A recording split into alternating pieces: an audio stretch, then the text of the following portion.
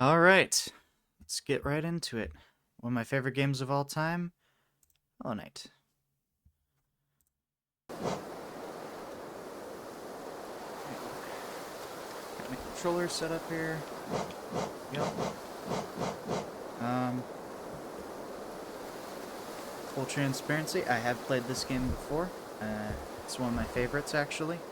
Um, when I originally played, I played it on my Nintendo Switch, so I won't have really much save data. I did start another playthrough just last night, but I didn't get very far. Because I decided I wanted to stream this. And I would like to do an Iron Soul run at some point, but since I don't have a complete save on this, it's not going to let me do that until I beat it at least once on this profile here. But I still think it'll be fun. It has been a little bit, so I don't think my memory is going to be too expert on it. And I'm definitely going to be taking my time and enjoying the lore as well, because I really love this game. And the ambience is just so good. So, without further ado, let's get into it. Let's see.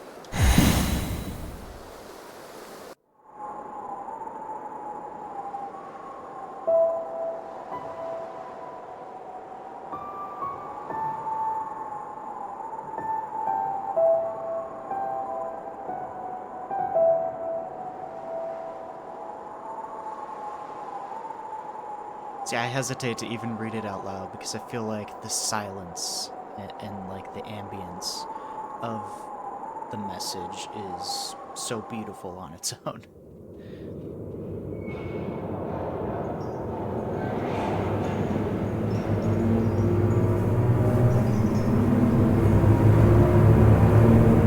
The craziest thing about this game is that it's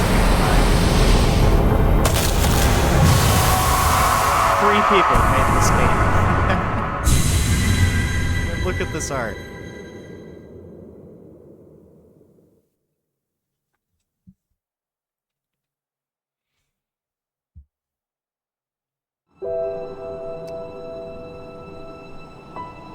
Can't wait for the sequel, man. It's been waiting so long.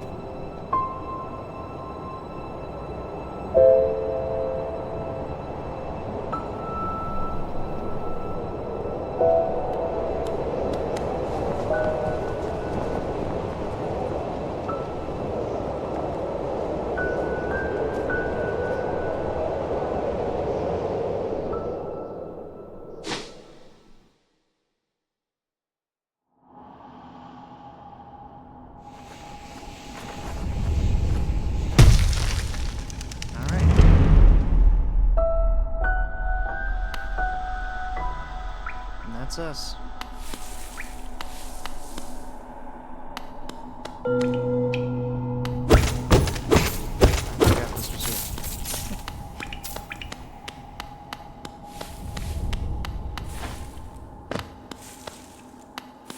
So our character in this game, and it's not really going to tell us this at any point, but he's just referred to as the Knight. Not the Hollow Knight, just the Knight. Hollow Knight is someone else.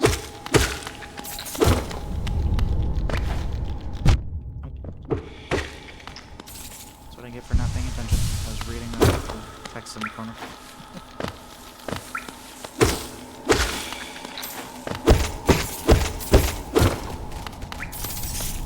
We're gonna want to collect as much money as we can. That part I do remember, because, you know, things start off with reasonable prices, but there are definitely parts of this game where it really wants you to have just an exorbitant amount of money, and it is not as easy as it is in other platformers to collect money.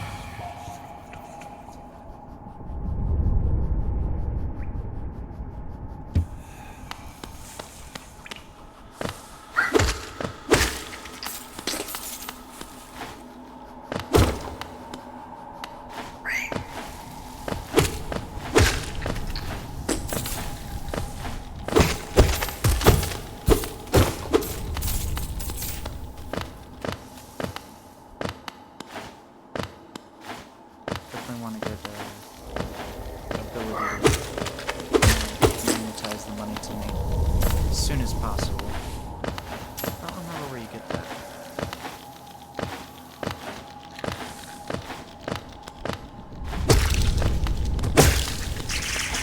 Oh, I got away. That's never happened before in all the times I've played through this.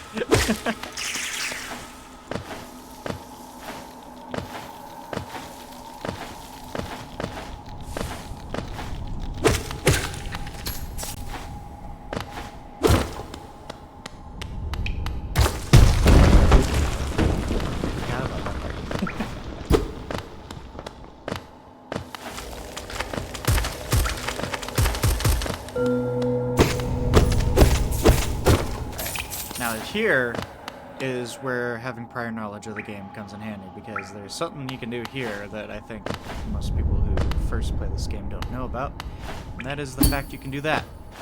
And just kind of hit the spikes with your sword to progress.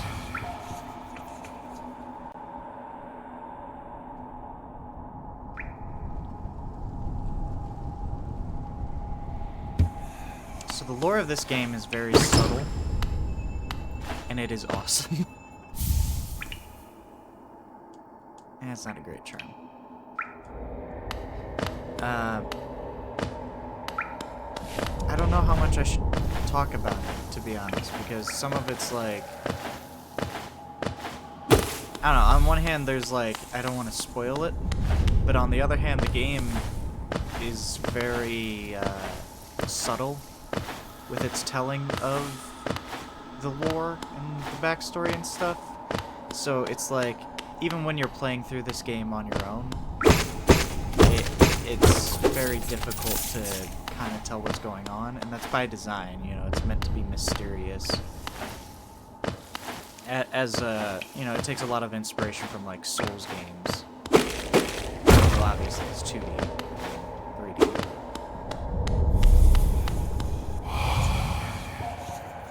I don't know, maybe I'll talk about it a little bit at some point. But I think I'm gonna try to hold off on spilling too much beans about the lore, at least until towards the end of the game. There's a lot that really only makes sense when you stop and read the wiki. And I was such a nerd for this game when it came out that yes, I did stop and I read the wiki.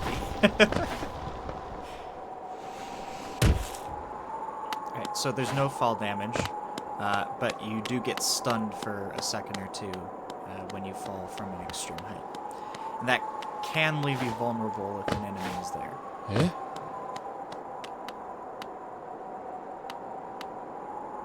だから遠方の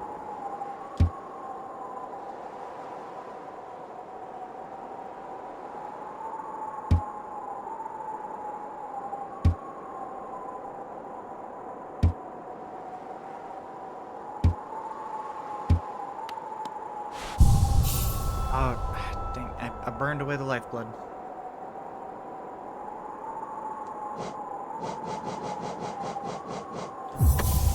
Can equip the charm at least.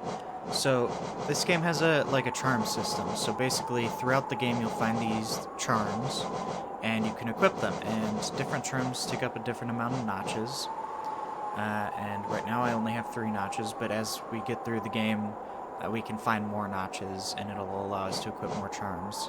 And they all basically have passive effects that change how the game works for us. So all this one does is it says that when I am on my last mask up there, and the mask in the top left corner is a representation of our health. When I'm down to 1, and 1 more hit will kill me, I do double damage, which isn't super helpful this early in the game, because I only do 1 point of damage with every swing, since we're at the very beginning. But it will get to be a more significant thing later on when we get like sword upgrades and things, or nails. It's not a sword, it's called a nail. But yeah, when we get upgrades, it'll get better. But at that point, I probably won't be using this charm. I'll probably have different charms that I'd rather use. Because to be honest, I'm not usually down to 1 mask. I don't get hit that often. And when I do get hit, I'm pretty good about healing. So, we got a choice here. We can go left or right. Either one is correct. I think I want to go right this time. I usually go left, so we'll mix it up. We'll go right.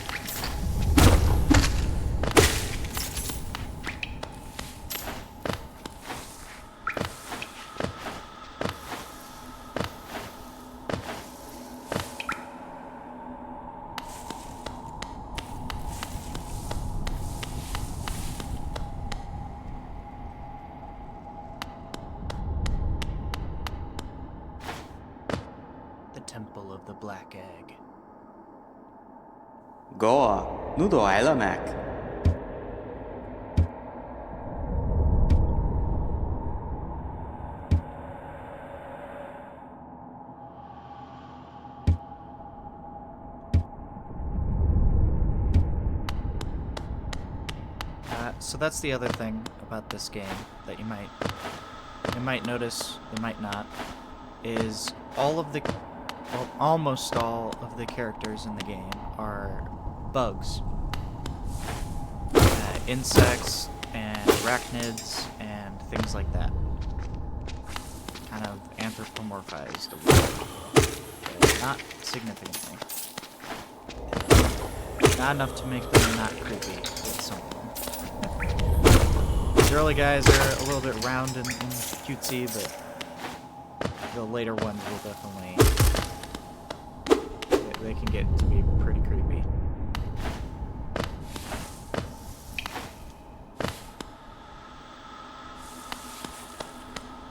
Now, this early game section... Oh, here we go. Here's a tough guy. So here's another thing where my experience is going to come in handy. I know this enemy's attack patterns.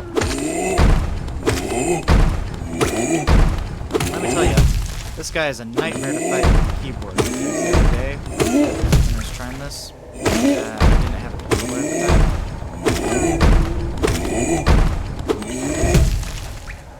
This guy is such a pain to fight with the keyboard. You have to move left and right so much.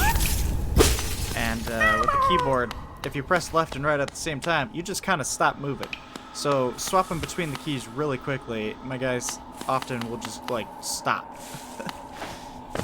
So I'm very happy to have a controller now, so I can actually like maneuver and fight. And now here's where I don't remember if I'm supposed to go left or right.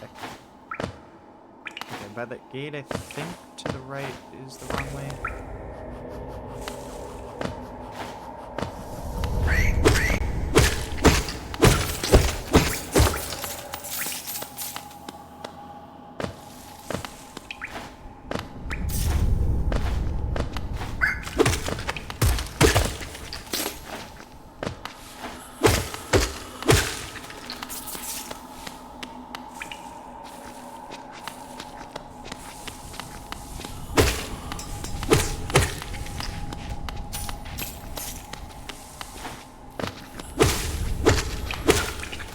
This is a little bit weird because I am doing this at an unusual order for me. Like I said earlier, I normally go to the left first. And I don't think it's wrong to go to the right. You know, I think the game is designed so you can kind of go whichever direction you want. But it is a little bit weird. Because by now I'd have other things. What, but I would have other things that I don't currently have access to right now. Oh, I shouldn't have killed that guy. There's like a speedrun skip you can do. I'm not a speedrunner, but I do know how to do that skip, and I might try to do that anyway. Respawn time. Let's see if the enemies respawn, because in order to do the skip, you have to have a certain enemy there. These guys are just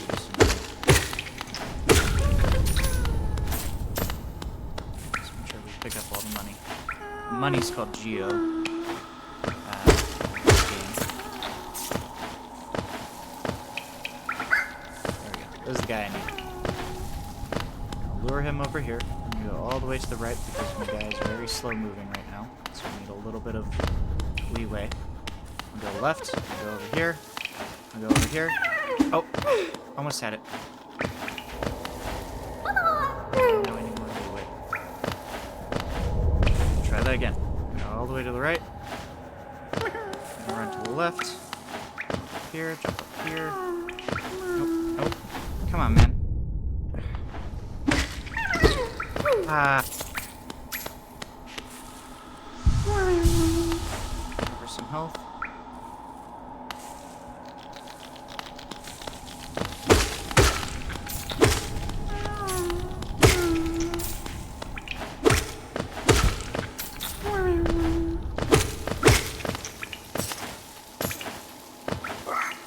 Try this again. We wanna save all those guys. They're called grubs. And you get rewards for saving them. Where'd the bug go? There it is.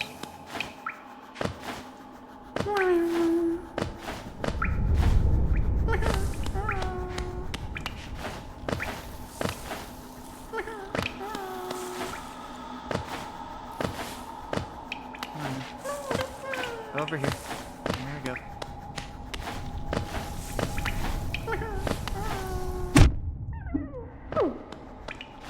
Used to be able to do this pretty consistently. Oh, come on. Alright, I don't want to waste too much time on this. I'm just gonna move ahead. That's fine. It's disappointing, but it's fine. I thought that was going to take me somewhere, but it did not take me. Okay.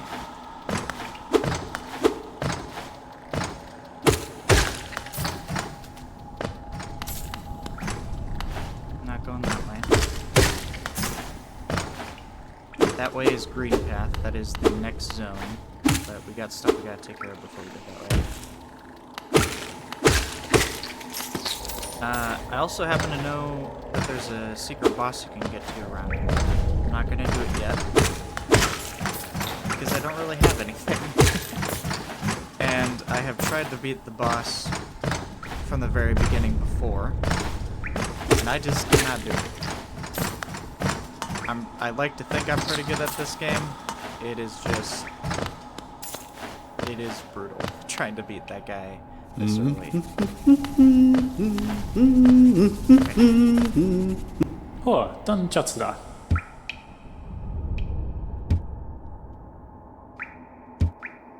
This guy's name is Cornifer, and he is hidden.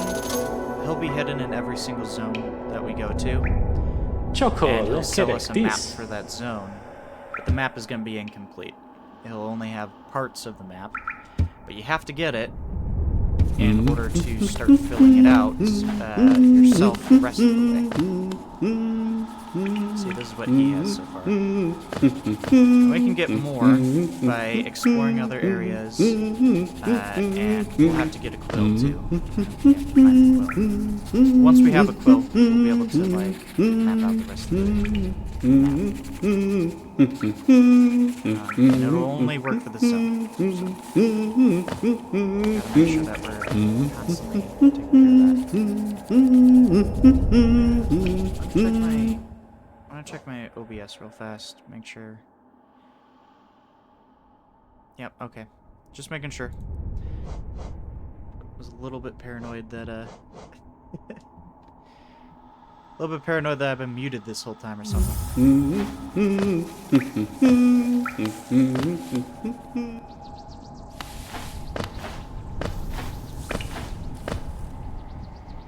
Oh, this is annoying.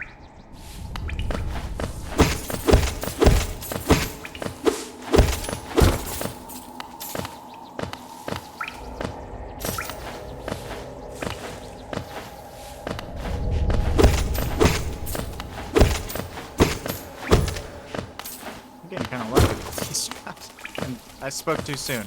So now I'm not going to be able to pick that up without going to the other zone.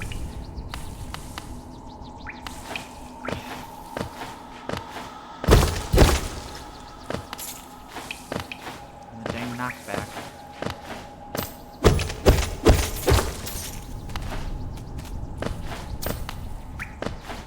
There you go. Uh-oh, locked in. Oops. That was me being dumb. That was me also being dumb.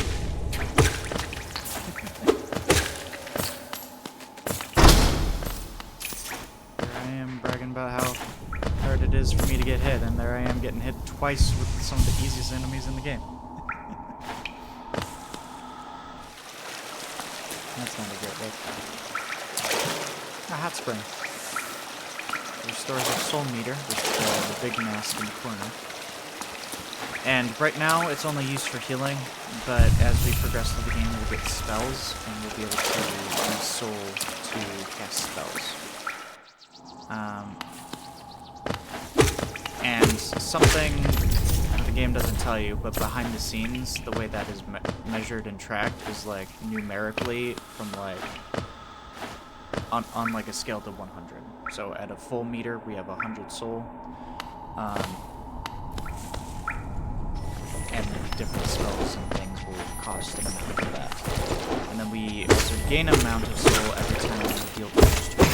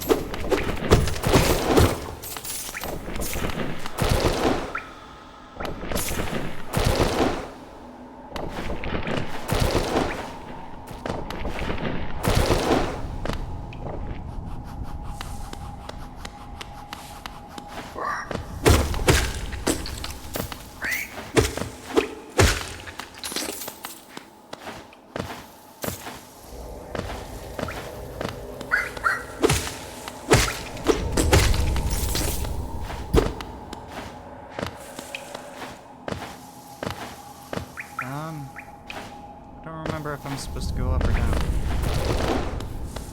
So I guess right.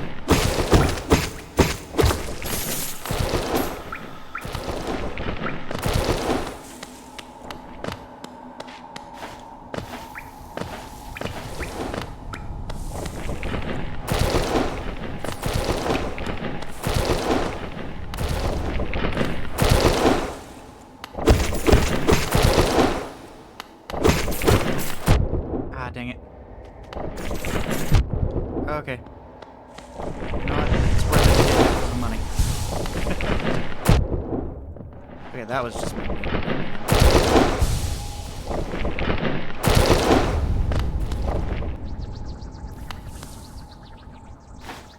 Alright. I'm in the area that I was trying to get to, but I'm gonna go up here and make a little detour. This sign is going to lead us to the Stagway bench. Benches are how we save and replace charms and update the map when we have the quilt. More importantly, we're here for this. Spend some money. This. Ring the bell.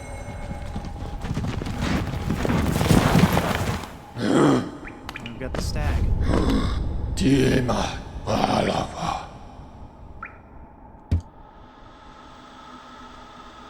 This is one of my favorite characters.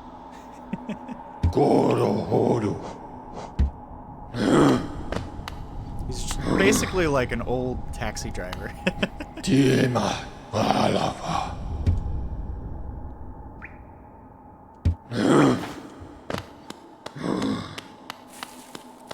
So that's the entirety of the fast travel system in this game. Is that guy. It's only at specific locations, and otherwise we just gotta run to places and fight all the enemies that are in the way. It is not an easy task.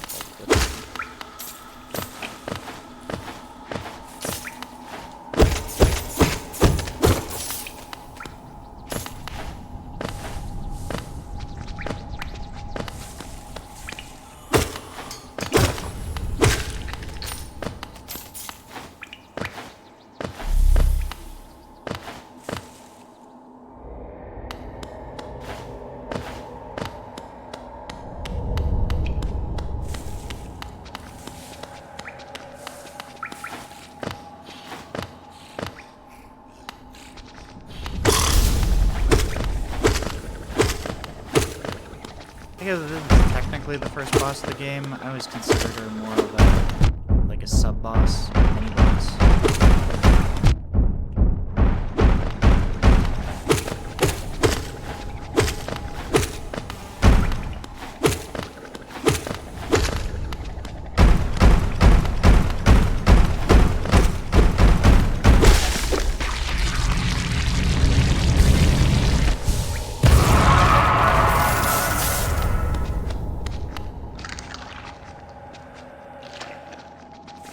Here's where some of the grotesqueness of this game.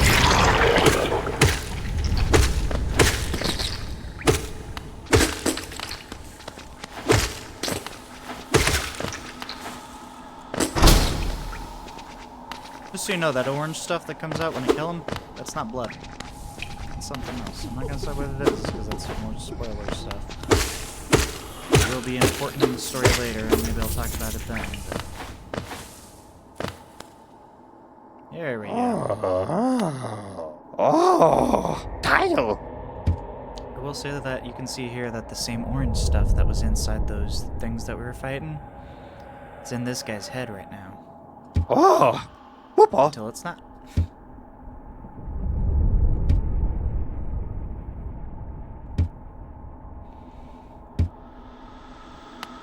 There we go, we found Sly. And I'm not gonna shortcut here. He'll be useful later on. He's basically the main merchant, although there are other merchants. He's like the standard guy. Go to him to buy general goods, basically.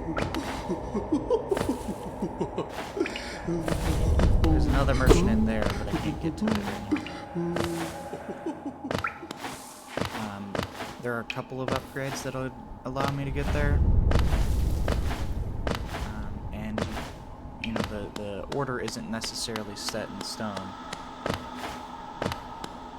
Although there's sort of a pseudo order to it. I'm going the wrong way again. This way?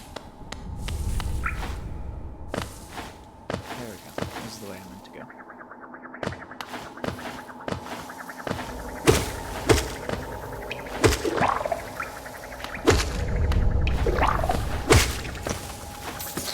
That's a lot of money.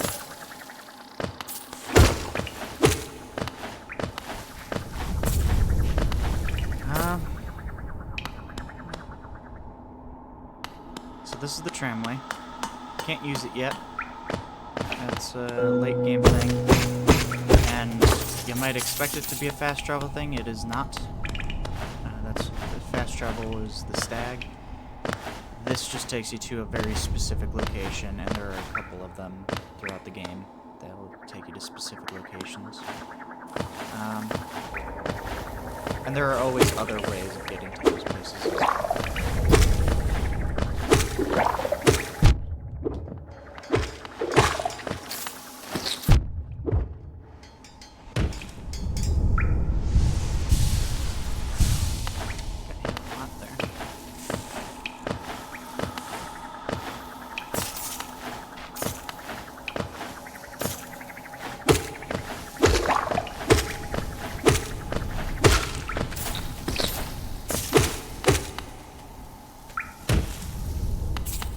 Actually, since I'm not playing World of Warcraft today, probably won't be able to like change my character emotes a lot. So I'm gonna set myself to one of my fancier emotes that I don't get to use a whole lot.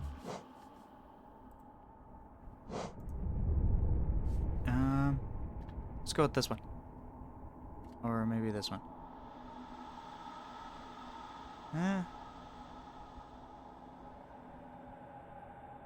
Any opinions? I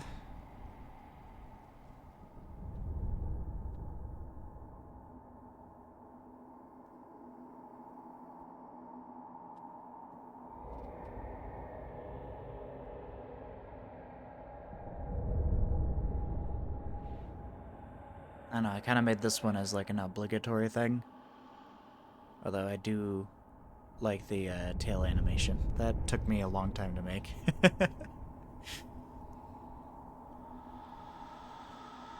But I think it looks good. But then on the other hand, I think it's a little bit cringy. Sword, on the other hand, I think I like a lot, but it's also a little bit more standard. I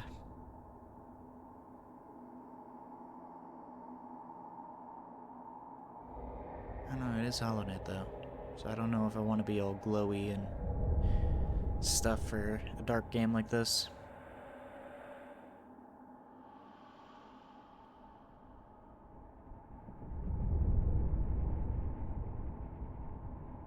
And let's just go with this one for now. Till someone tells me that I'm cringe. What was down here again? Oh yeah, this area.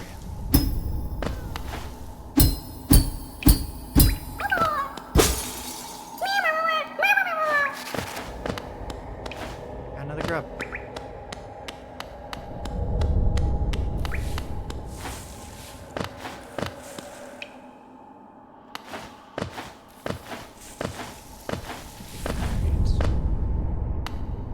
I don't know if I'll...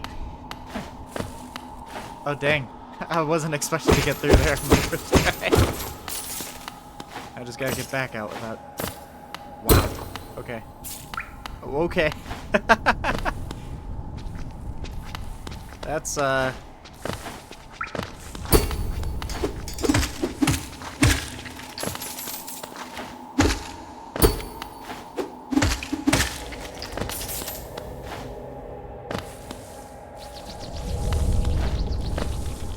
do wish you could have a shield in this game. You can't.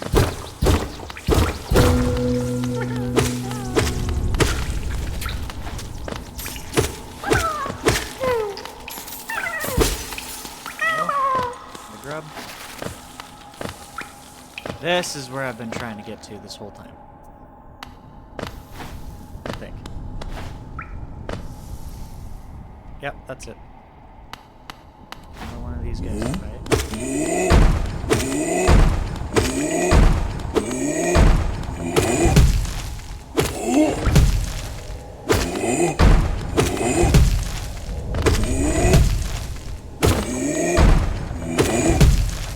Now this guy's really good game design. Because yeah, he's ridiculously challenging. He's brand new to this game. But you'll see, he's really good foreshadowing. Secret up here. That secret annoyed me because I didn't know that secret was there until I had nearly 100%ed the entire game. I found this and I was at the end when I had already beaten the final boss. I was like, are you kidding me? Can't get through there until I get something there.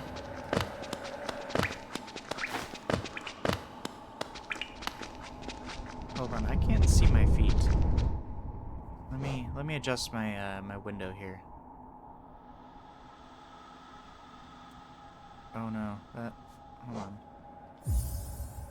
Let me adjust my resolution here.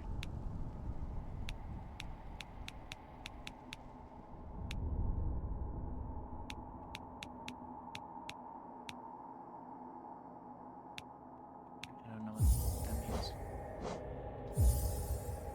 Okay, there we go. See the bottom of the screen.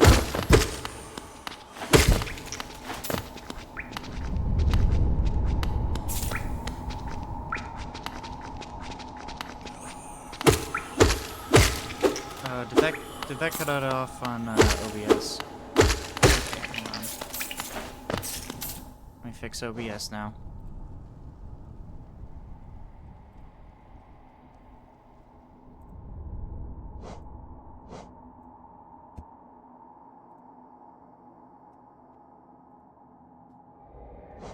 There you go. All fixed up.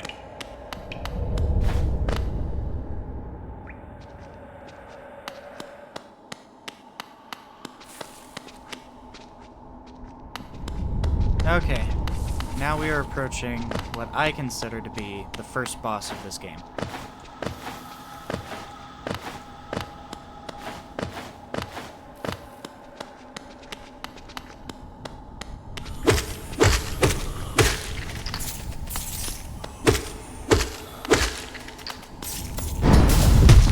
There he is, False Knight. I'm gonna try and beat him hitless.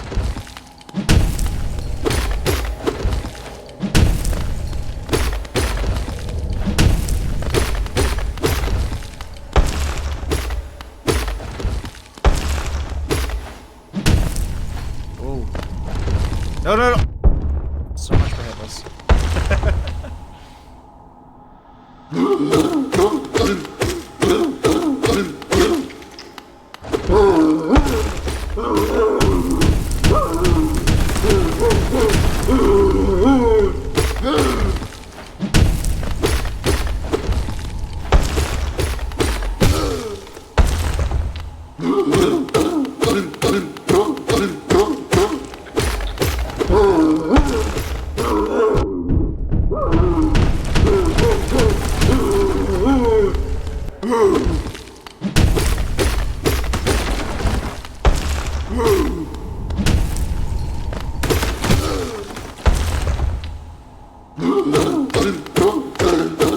This is what I was talking about earlier, how the other guy was because his moveset is very similar to this guy's moveset. So this guy's the boss.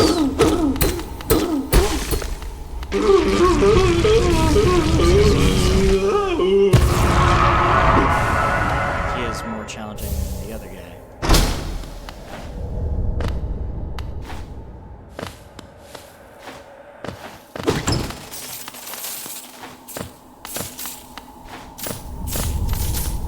Lots of money.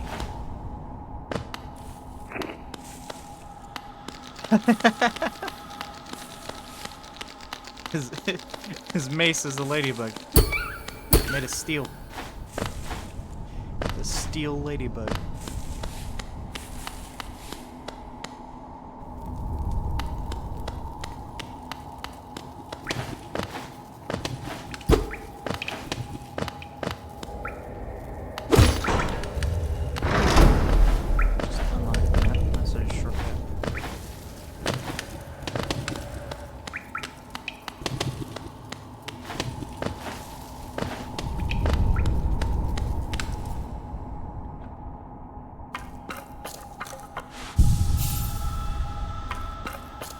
Bueno, niet meer.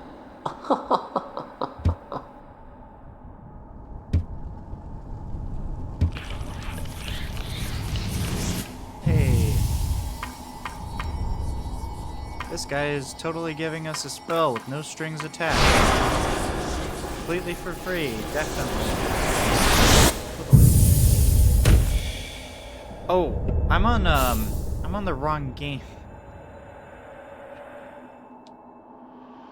Hold on. I just realized that on... Oh, I can't access my mouse. Hold on. There. I just realized that, on Twitch, I forgot to change the game category.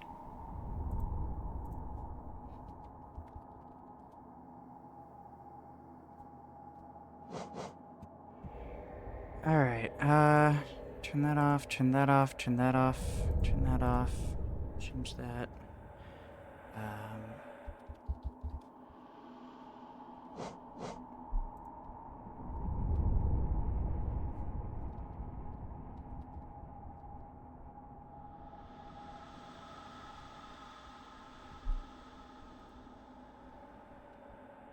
There we go.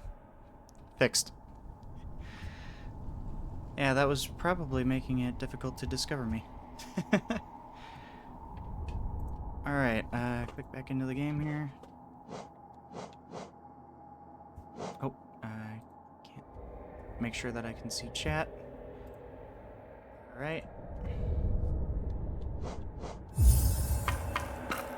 Let's continue.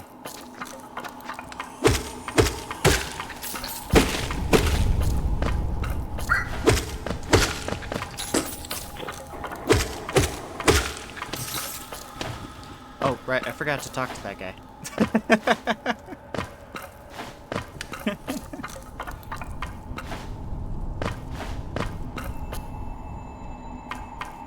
なめのなめの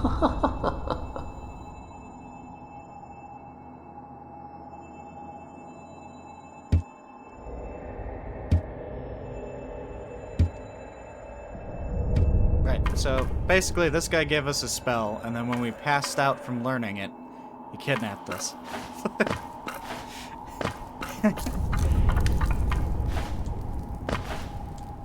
Wants us to kill a monster.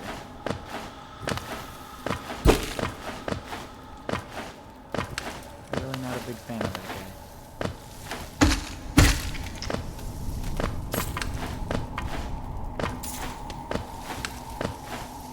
There we go.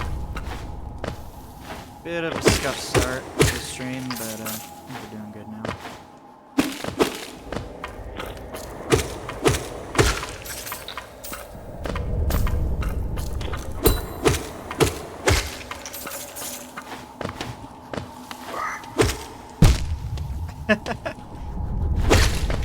That's embarrassing.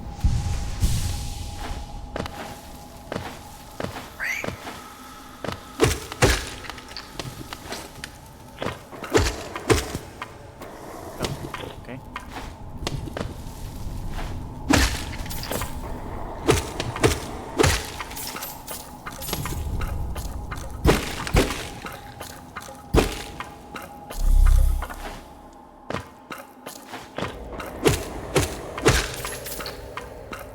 Let me just go through me.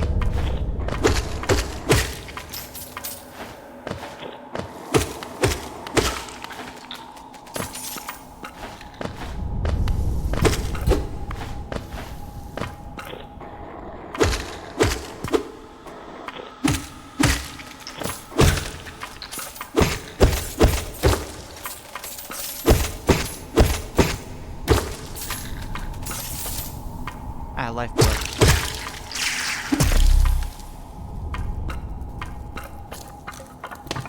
So, those blue masks, they're kind of like temporary hit points in D&D. They act like extra life, but if I ever, like, sit down to save my progress or anything, they'll go away. And I can't heal them. So once I take damage from them, they're gone.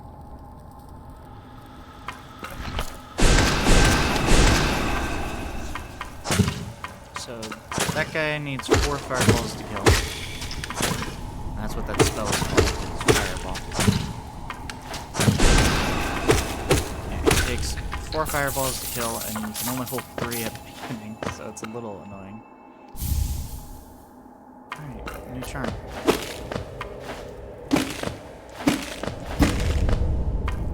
Namino, namino.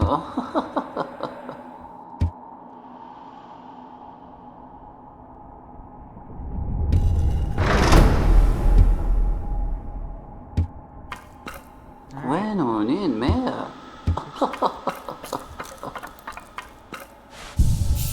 And I didn't mean to do that, but that's okay, because I need to change my charm anyway.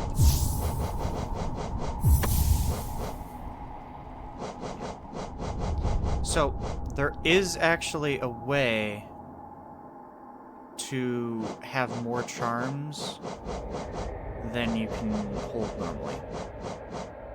Like, I'm limited by the notches. If I wanted to equip a charm and I don't have enough notches, there's a way to do it. But if you do it, you get overloaded, and when you're overloaded, you take double damage. I might do it at some point just for the fun of it. Just for like the challenge of it. But I don't feel like it's worth it right now. Just to use that other charm, because I'm not really a fan of that other charm. Not really worth it.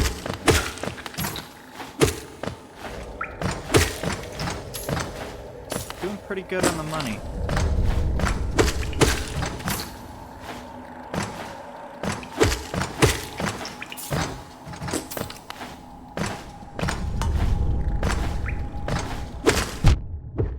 Ow.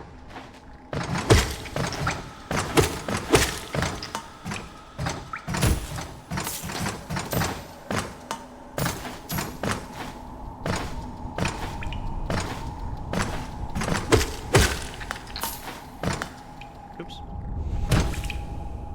Good thing there's no fall damage. Feel while I'm thinking about it though.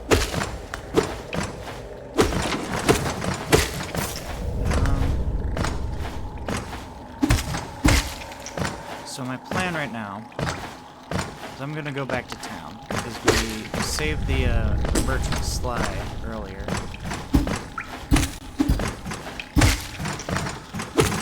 Okay on money, so I want to head to him, and I also want to get the quill character,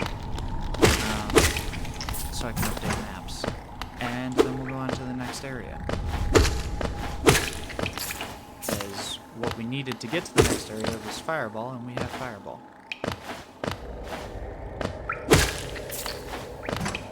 Let's go over here first. Now, that guy is Grub Father, and he's the reason why we're saving all the grubs, because he gives us stuff the more grubs that we save. And usually it's just money for every grub. He'll give us some money. Sometimes it's better. He'll give you mask shards, which are kind of like heart pieces from Zelda. You know, you get 4 of them, you get an extra life. An extra health container, I mean. And sometimes he'll give you charm, although that's at the very end when you've collected almost all of the grubs. He's an interesting character. Not a great guy. Okay. Bafanada. This is Zelda. She is Cornifer's wife, and Cornifer was the guy who sold us the map earlier.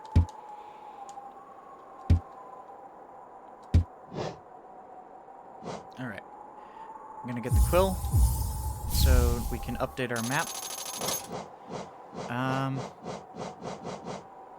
The rest of these can be useful for, like, remembering things, because the map isn't going to tell us where the benches are where we can save progress, and it's not going to tell us where the merchants are, and it's not going to tell us where the stagways are. I kind of know where most of that is by looking at the map, because of my previous playthroughs.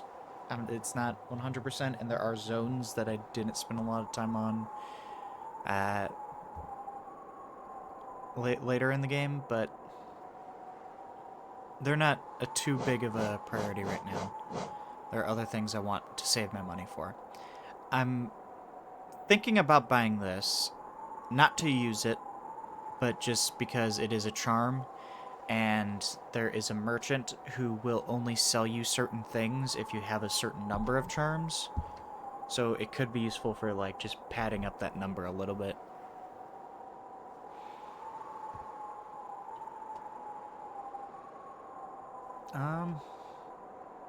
Nah. Not right now. Maybe later if I didn't mean to do that. Maybe later if I'm really feeling short. There we go. Map updated. So that's our map right now.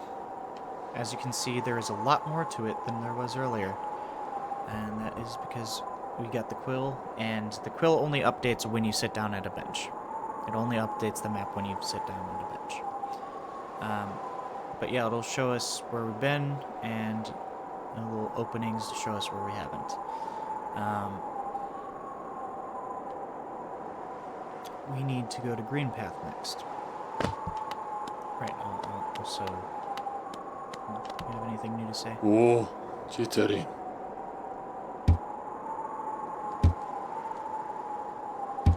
There we go. Just telling us about Sly. ¿Qué volem? ¿Más? Patmos, Gio! There you go. See? He sells mash shards, vessel fragments, simple keys, charms. Oh, gathering swarm, I want that. That is an underrated charm.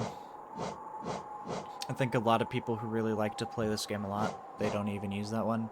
Because, yeah, you can gather the money on your own, but I think they don't realize how much money you tend to miss out on from things falling into spikes and falling off the side of areas into the next zone and stuff like that. So there's a lot of money that you just can't collect at some points. So having the charm that just picks it up for you is really, really useful.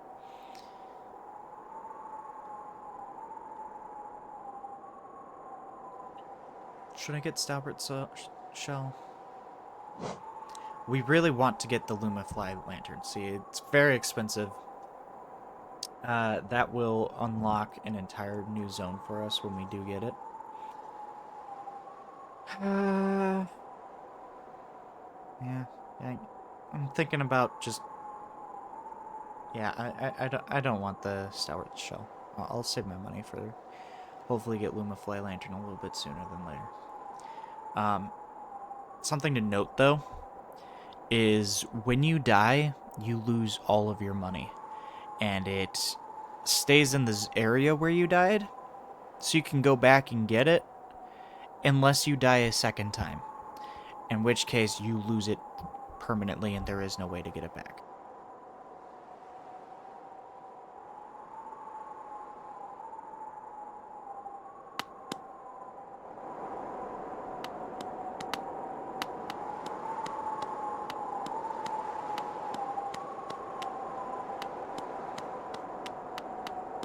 I forgot that... Oh, was I just... Okay, that's interesting. I didn't know you could do that. Apparently there's a walk key, and it's on the same key that I have bound for my mute key. On my mic. I didn't even know that was a thing.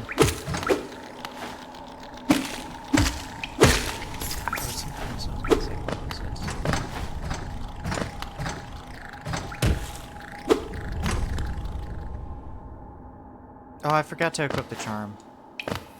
That's okay. I'll get it at the next.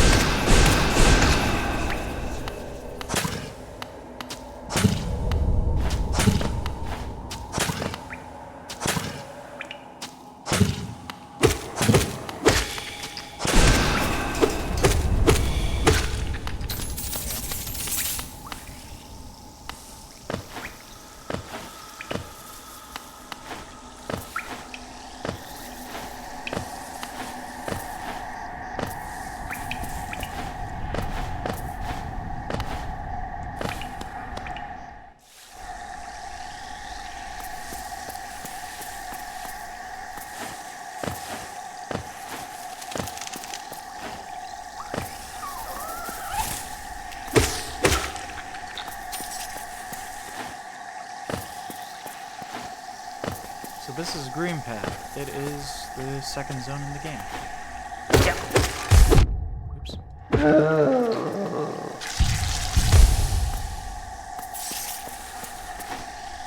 Now, my problem with Green Path is it is very easy to get lost here.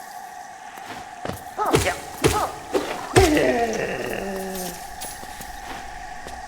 feel like even as someone who has played through this game and who generally knows where most of the important stuff is, I still get lost in this zone pretty much every time I come here.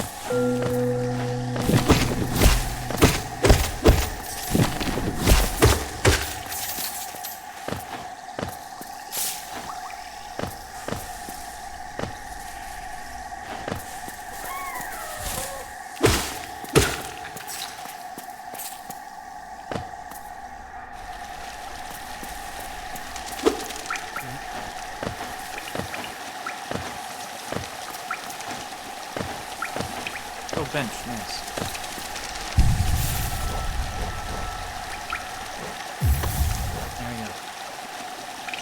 Got our gathering swarm equipped, so that will just pull money to us.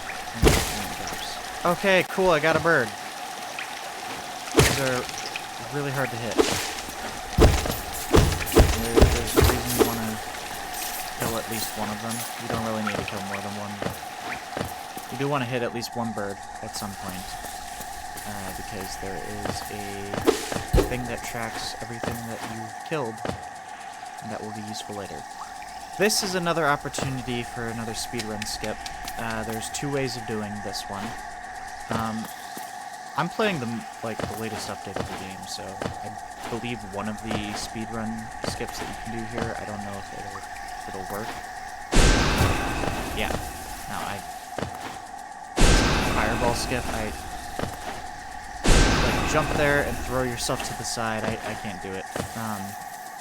I don't know if it's like an update thing, like if you have to be playing on an older version of the game, or maybe I'm just bad. Because I am not a speedrunner.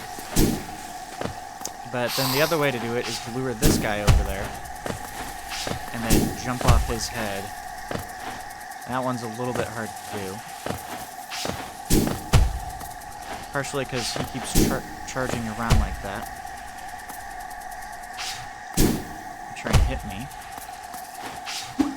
Oh, that could have been it if I didn't mistime my swing. I'm gonna do the skip.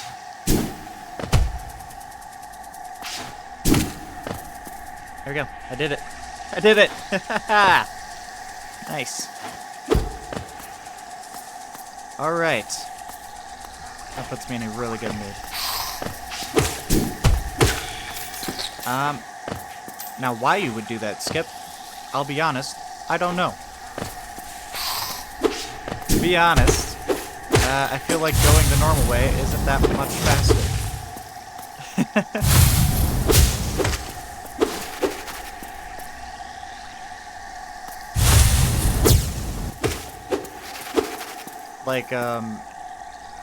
You basically, I'm going in from the top down to an area this way.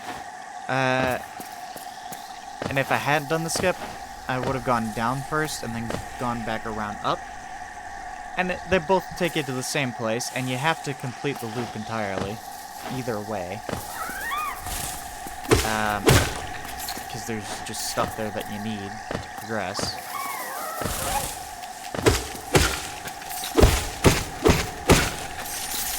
But I still think it's cool that I'm able to do that. At least it's cool to me, because that is a speedrunner thing, and I am not a speedrunner, so it's cool to be able to pull that off.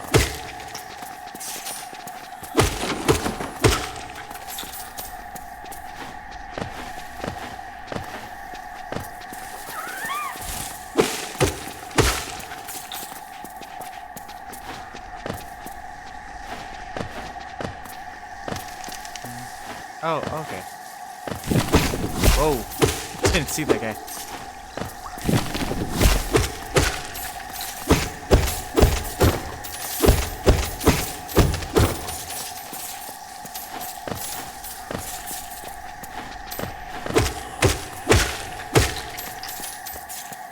Very nice to not have to worry about collecting money anymore. It just comes to me.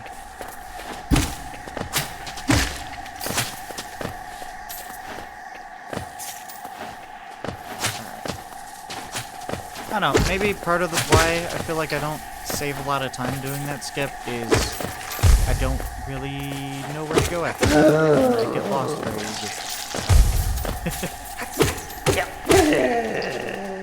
And I don't have a map yet. That's great too. Because yeah, this is a new zone, so we need to find Cornifer again. Lifeblood. Come back here.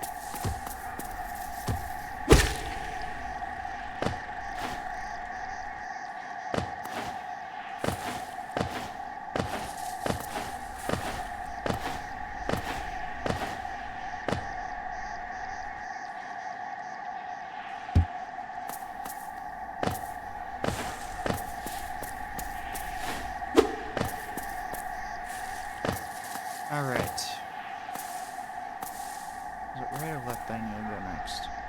I don't remember.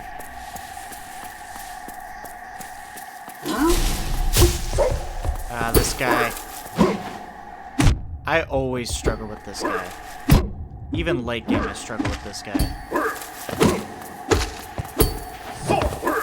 I feel like even knowing his pattern doesn't help me a whole lot. Okay, why did I do that? I thought I got hit, but I was already at full health. Confused.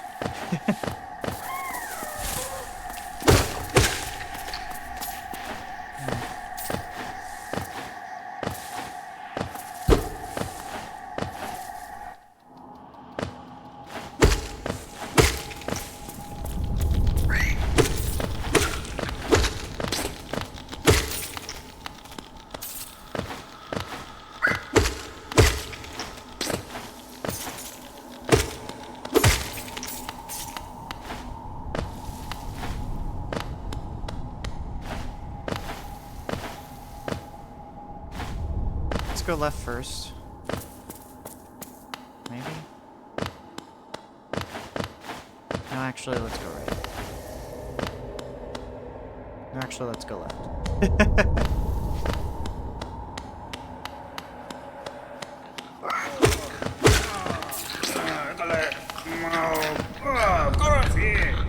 The mighty Zote.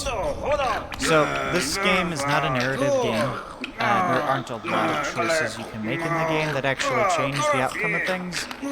But this is one of them. You can leave him. You can let him just be eaten by the bug, and you'll never see him again. Or you can save him, and he will become a recurring character. So you can just totally cut yourself off from this guy if you want. I'm gonna save him, because there is some cool boss fights that you just don't get to do if you don't.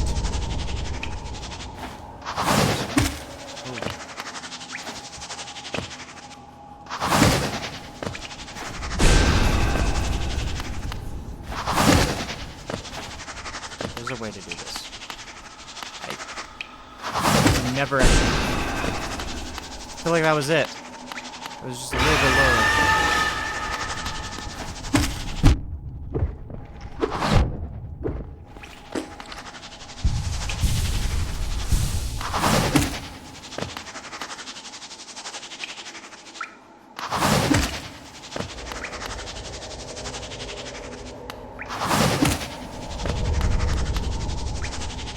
How many hits does this guy take?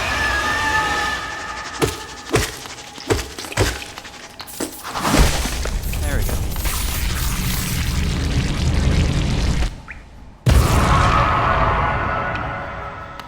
That's another one I kind of consider a sub-boss. The game considers it a boss. I don't even remember what its name was. Akala, man. Ah. So this is Zote. And Zote thinks he is the greatest warrior of all time, even though I've never actually seen him like fight anything at all.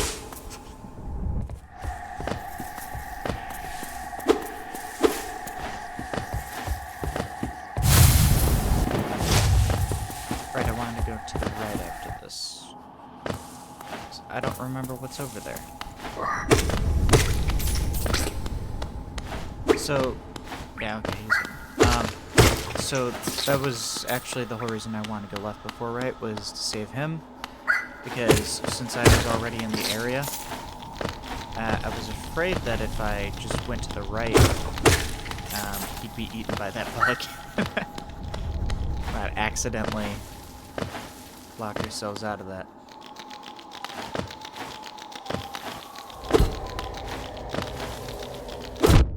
Nope.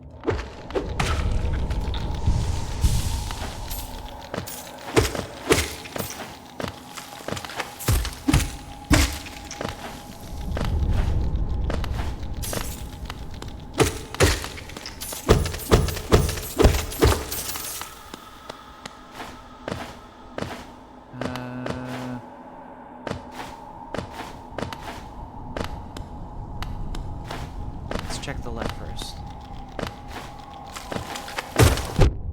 Ow. Just funny.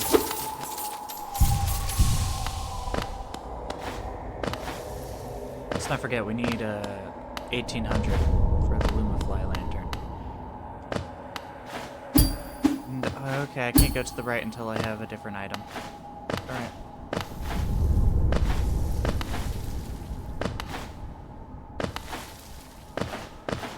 So we'll have to come back here later. At some point.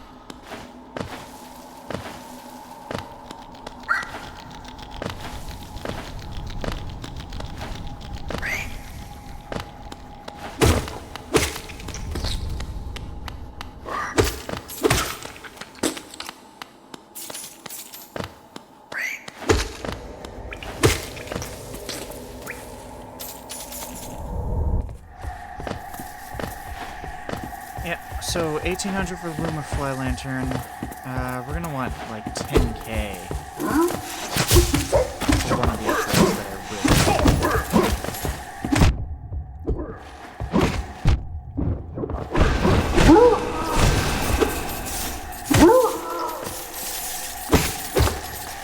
Wow. I don't normally. I'm not normally able to kill those guys. They're really clustered together, and I usually struggle with them.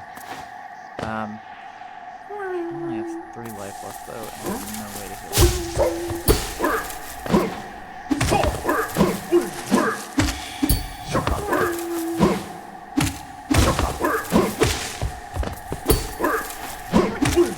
There we go. I think I'm liking this pattern. Ow. Get him to swing forward, and then you hit him from above. That's what you do. There we go.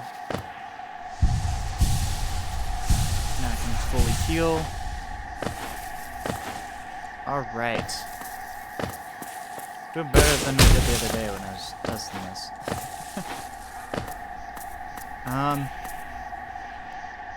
Don't remember where to go next, I'll be honest. Okay, I'm back here. Okay.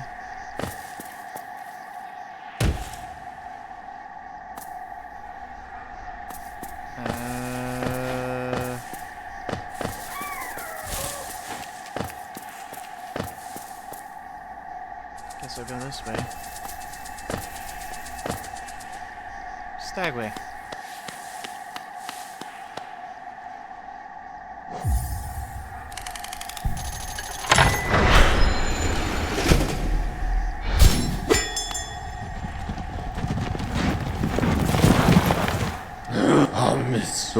Let's go to Dirtmouth real fast, because I forgot to do that last time. I forgot, in order to access the fast travel from Dirtmouth, you have to first fast travel there. So I can flick that laser.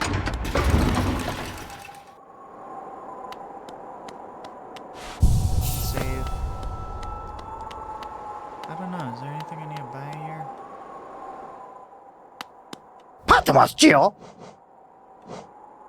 Oh yeah, we're gonna want to get a key at some point too. It's not super useful right now, but it will be useful later. There is one thing I could get a key for right now. I don't know. I don't think it'll be that useful. Maybe those are famous last words, but... Oh, there's Zote there. Papa He nada. shows up and you can talk to him.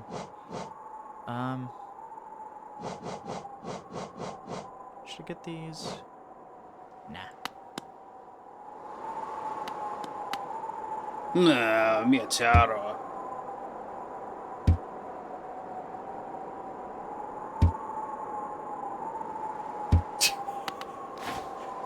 He just lies to our face about slaying the mighty beast that we ourselves fought. Like we weren't there. So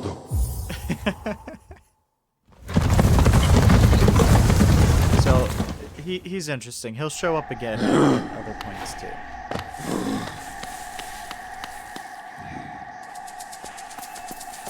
And then towards the end of the game, you have to get pretty far into the game, but towards the end of the game, he'll even unlock a secret boss for us.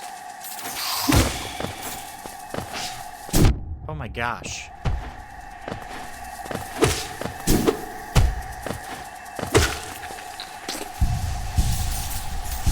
That took a beating there.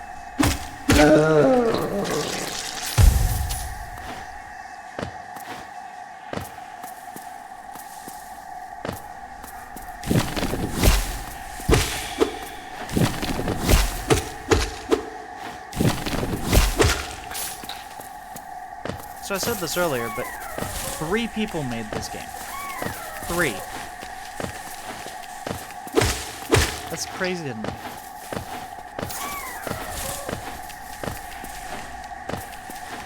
This is, it's such a good game. The art is so nice. It definitely doesn't feel like a game that was made by 3 people, but it was.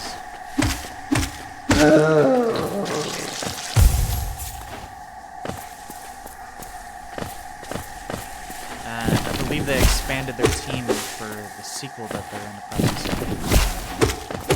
So I'm a little bit worried about that, actually, because I have this theory about game development that large teams kind of they restrict the flow of information. They restrict or they break down the organization of the workload too much to where people see bugs and they won't work on it because it's not their job to work on that part of the game.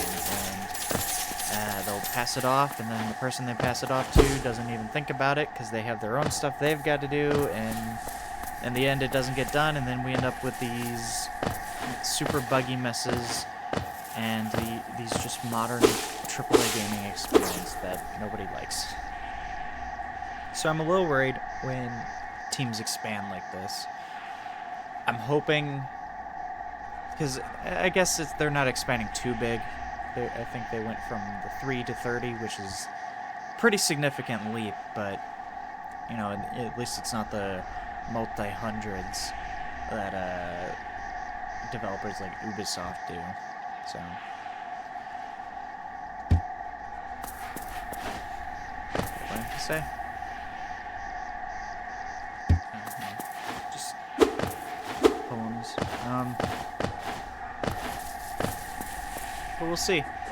Their development is taking a very long time, but they have also said that the scope of the game that they plan just keeps expanding.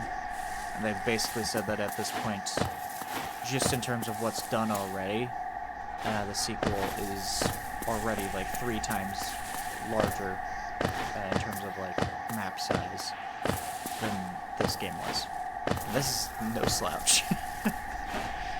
This is a really big game, really thorough game. I don't know where to go.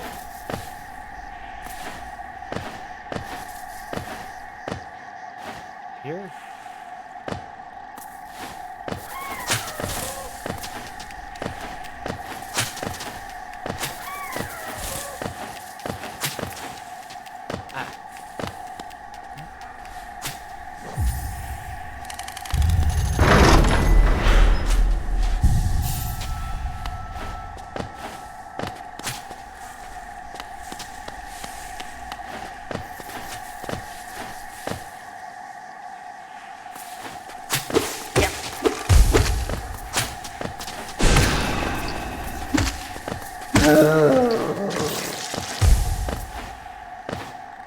Feeling in the flow for a moment there.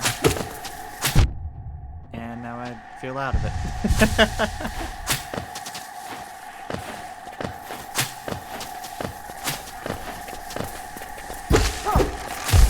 There's an area down there.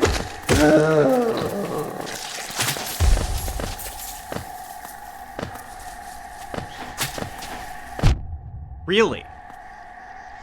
Really? The timing of that. The accuracy of that. crazy.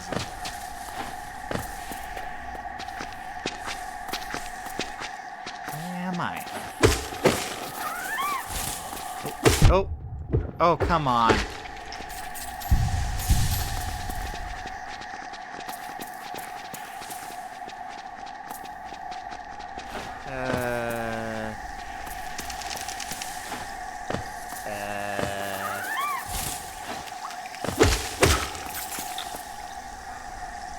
No, I've been here.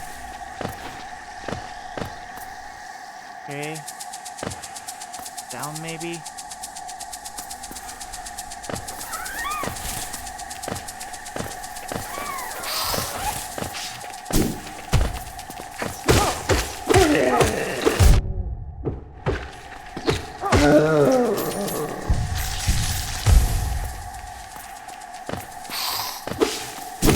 Gosh, where is Hornet at?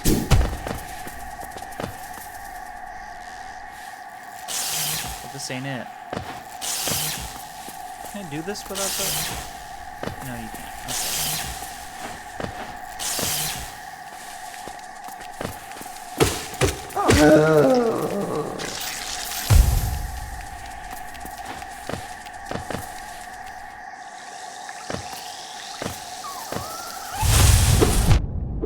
Let's time that.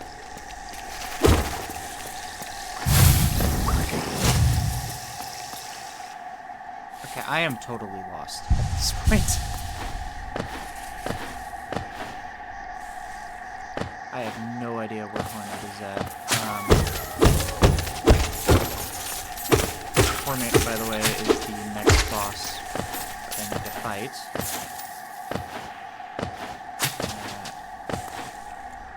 She's really cool. She is actually who you will be playing as in the sequel that they are making.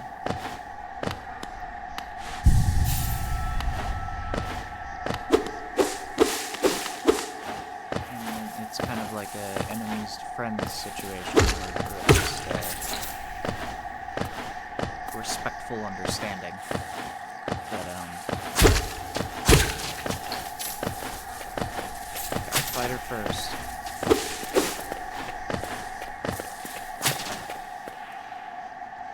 If I can fight her, I have to find her.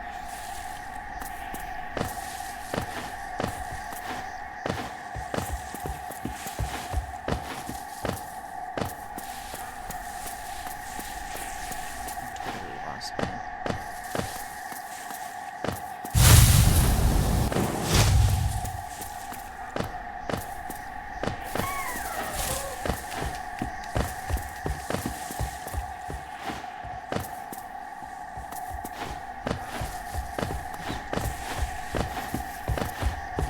I think she's through here.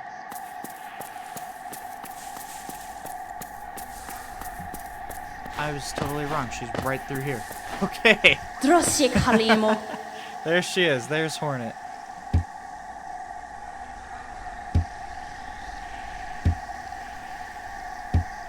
Garama! Ha! Ha ha! Ha ha!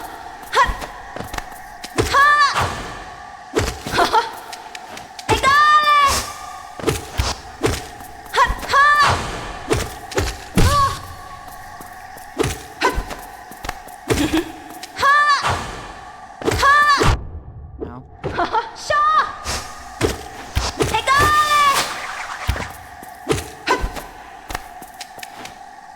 Oops. That was just me being dumb.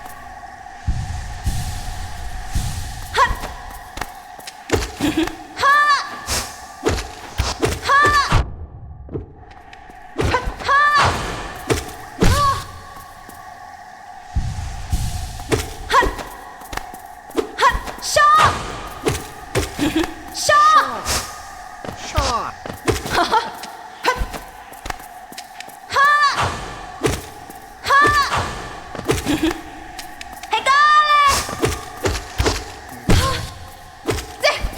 Kind of locked in right now.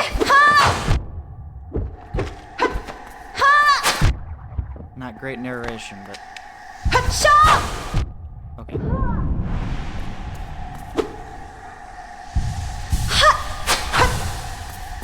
There we go.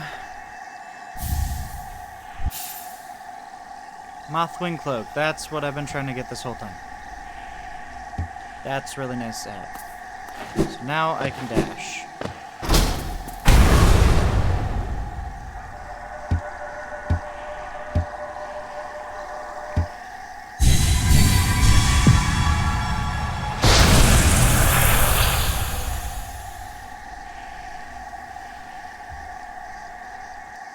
And we just got yelled at by ghosts. Isn't that fun? What are you doing? I pressed the wrong button. I pressed the trigger button instead of the bumper button.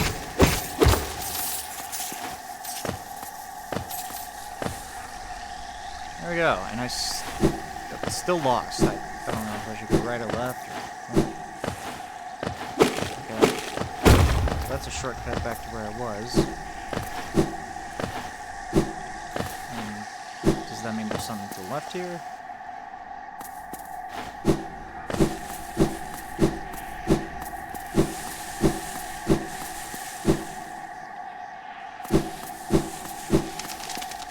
Ah, the Lake of Oon.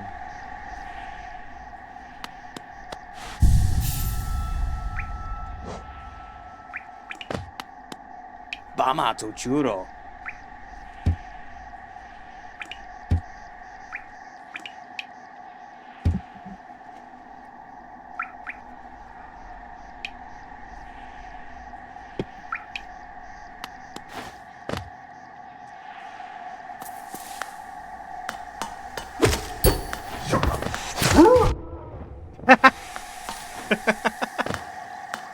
I wasn't expecting that. I wasn't expecting them to just fall into the acid.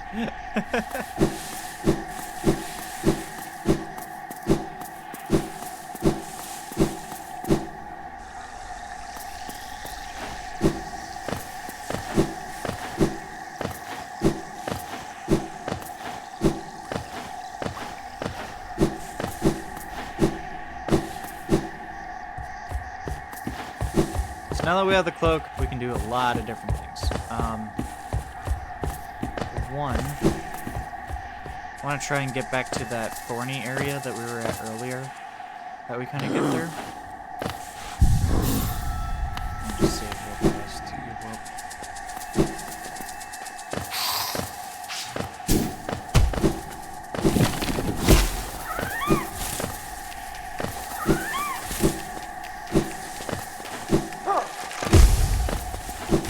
Look how quickly I'm moving now that I can dash. There we go.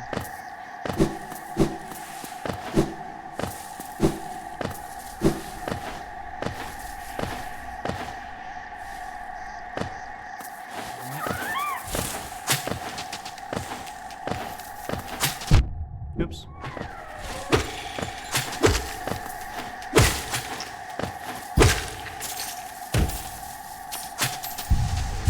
Just wanted to be able to heal.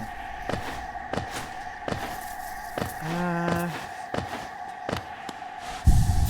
thought the area that I was looking for was around here. Might be totally mistaken.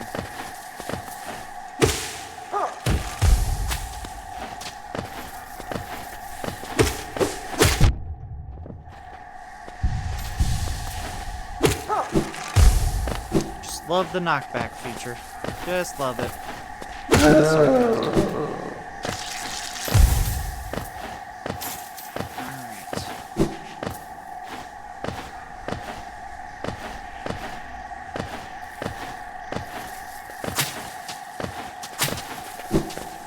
Is it? No, this is somewhere else. Great.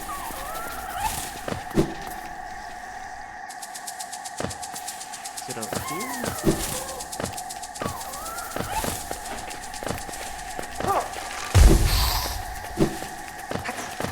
I think this is it. Yes. Perfect.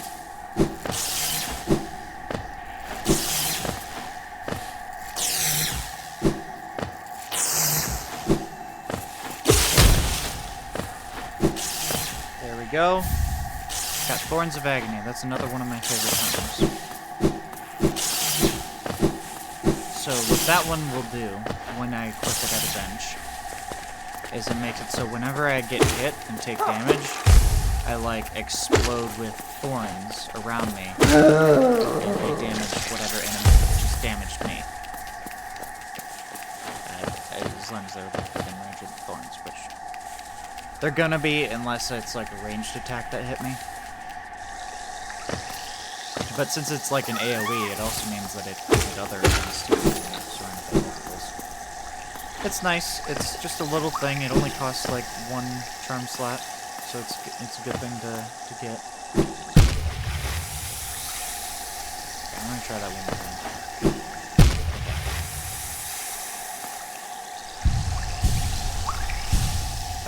I think that's everything in this zone.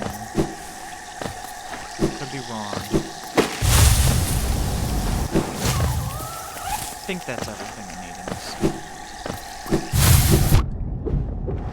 Till I get better gear and can do more stuff.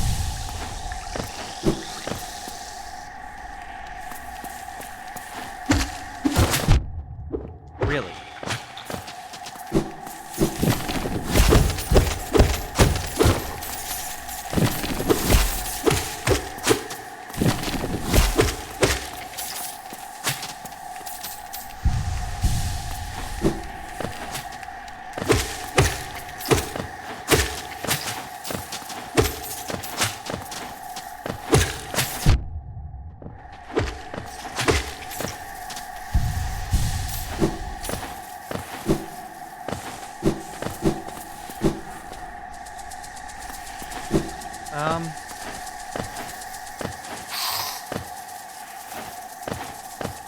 Oh. Oops.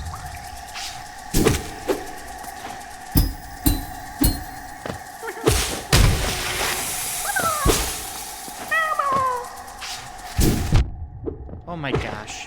You guys are ridiculous.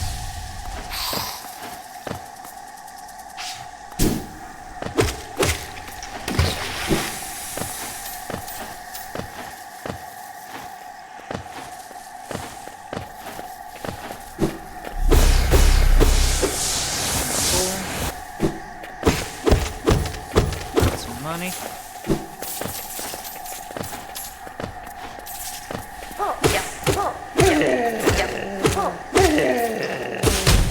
I could have just done that. Oh! That's here?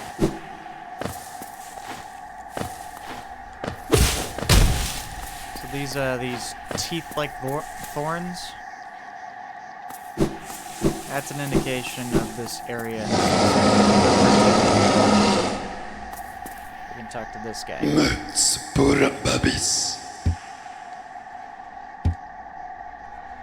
this is why I wanted to kill the birds earlier. I don't know if it'll count because I did it before I met this guy. I hope it counts. It saves some time. Wrong button.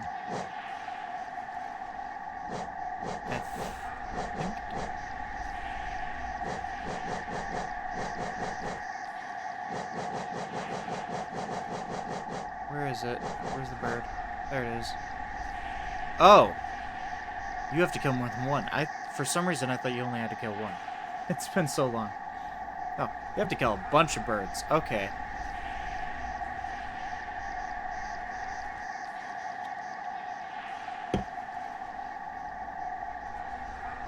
Yeah, I forgot about that. You have to kill multiples of most enemies.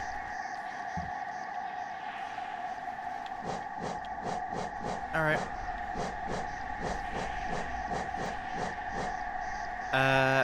For the record.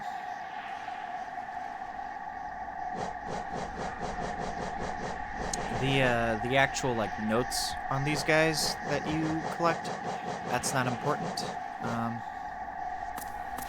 think you get something for 100%ing it, though. I don't remember what it was.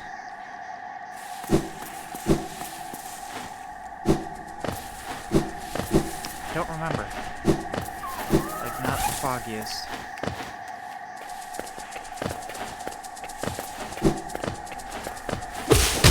I might not have done it, actually. Don't have a map. Oh. Oh. See the paper over there? That's an indication the conifer's around here somewhere. Follow the paper. Gosh dang it. Took too long finding him, so he's not here anymore. Upside, I'm not missing out on the map permanently. We can buy it from his wife. Now that we found where he was, we can buy it from his wife.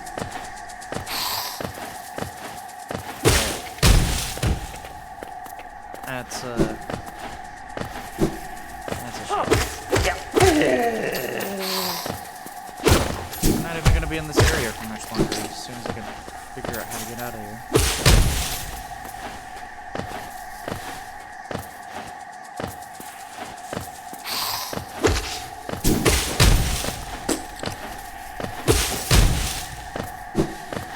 Make sure we cut all these so that we have the shortcuts ready and coming back the other way.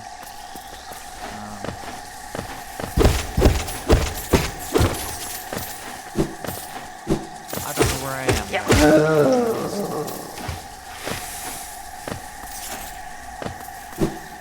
I'm as lost as I was when I was a kid and Grandpa drove me out to the middle of the cornfields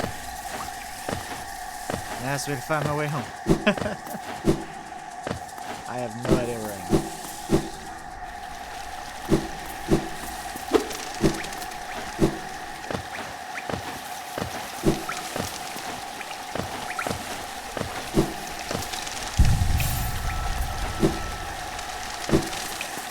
I should be trying to kill those birds. I didn't even think about that.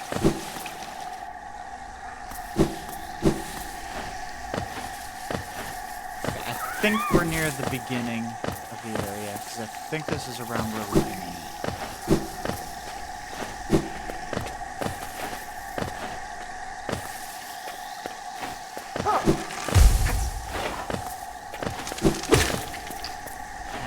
Got it.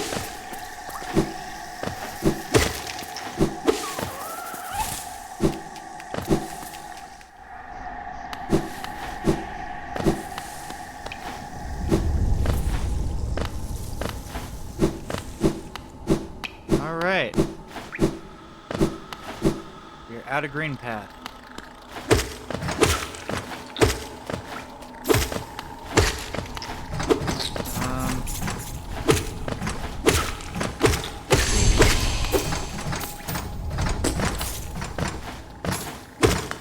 Oops.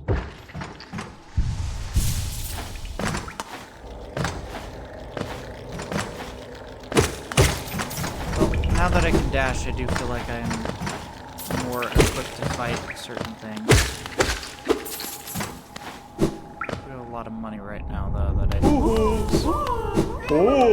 about fighting that. So I think I might wait until just so after I get done with the secret boss, I guess. Unless that's the plan. I do want to get back to Dirtmouth, so that way I can buy the map from Zelda. Cinema. That's a little early. I thought he showed up way later. Barama.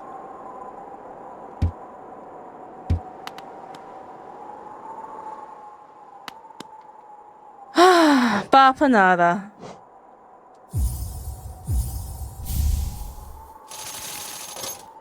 Yeah, okay, got the map from Miss Zelda. So now we have the map of Green Path. Should sit down to update the map.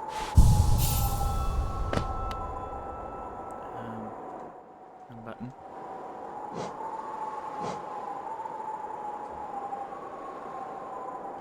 So that's where we were just at. See, it's kind of labyrinthian.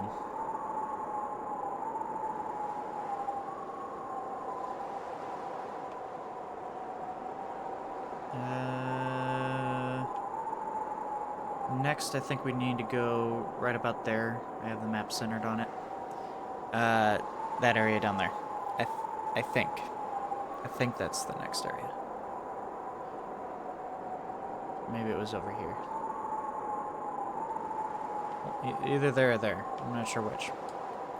We'll find out. One's on the way to the other soon.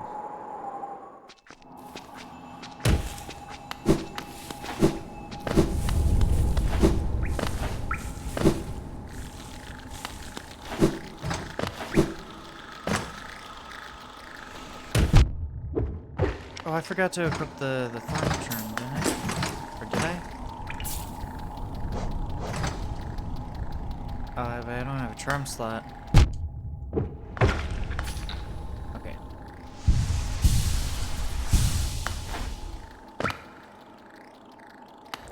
I think I want to visit Salubri. It's a bit of a detour. And I am trying to save my money, and this is going to cost money, but I think getting that extra charm slot will be very helpful.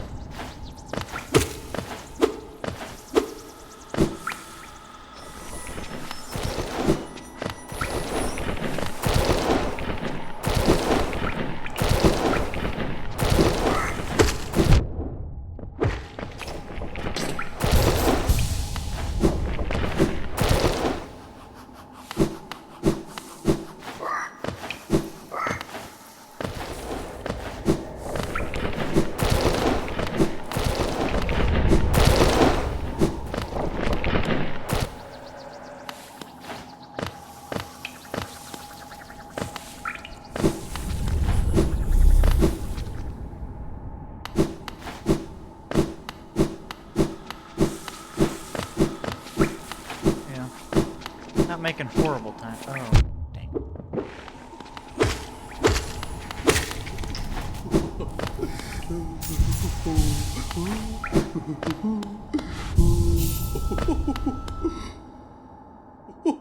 There's Salubri. Mariba Uso. Salubra, whatever.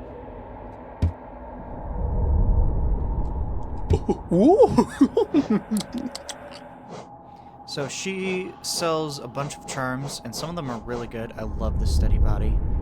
I'm gonna get that actually while I'm here. I didn't even think about that. Long nail can be good with combination to a different one that we'll get later.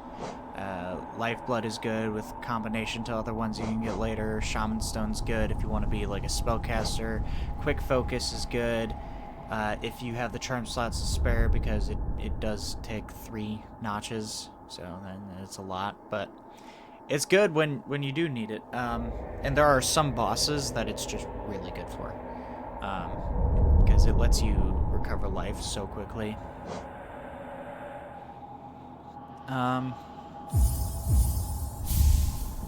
There you go. And we can buy charm notches.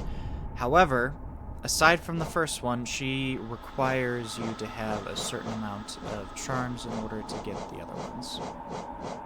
So I can't buy the next one until I have at least 10 charms.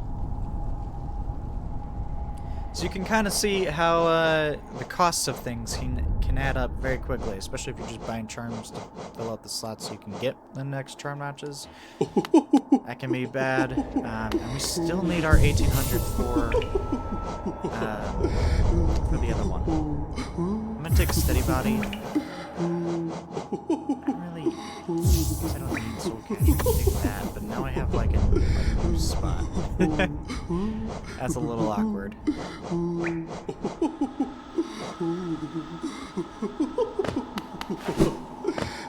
But these are like 3 of my favorite charms right now, so even though I'm not using one, I think that's what I want to do.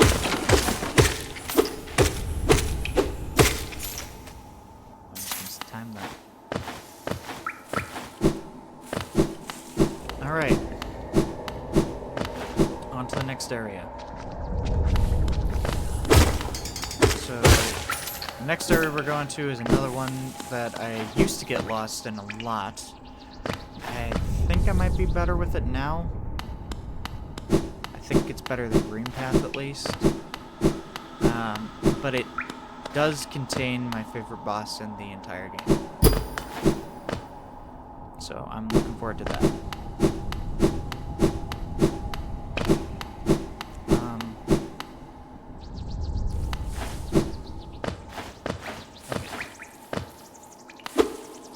So my first guess of where I need to go next was so we're over here in like the right. The far right down there is Salubra was. As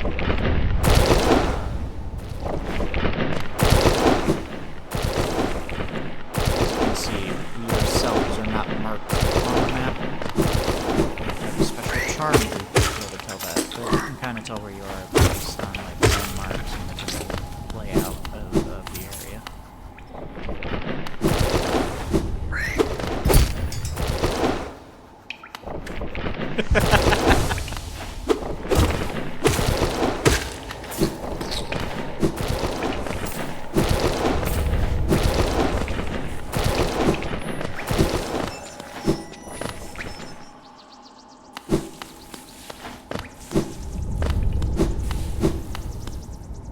Alright, I believe this is the next area.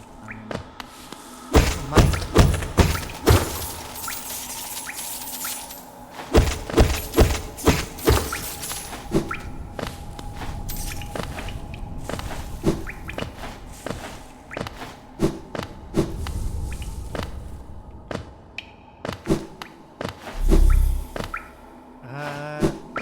What's over here? I don't remember. Ah, unsteady ground. Gotcha. So that does nothing for us right now, but there's a spell later on in the game that'll help us break through the ground. We're a bit of a ways away from that, though. Like, it's not even it's gonna be a while.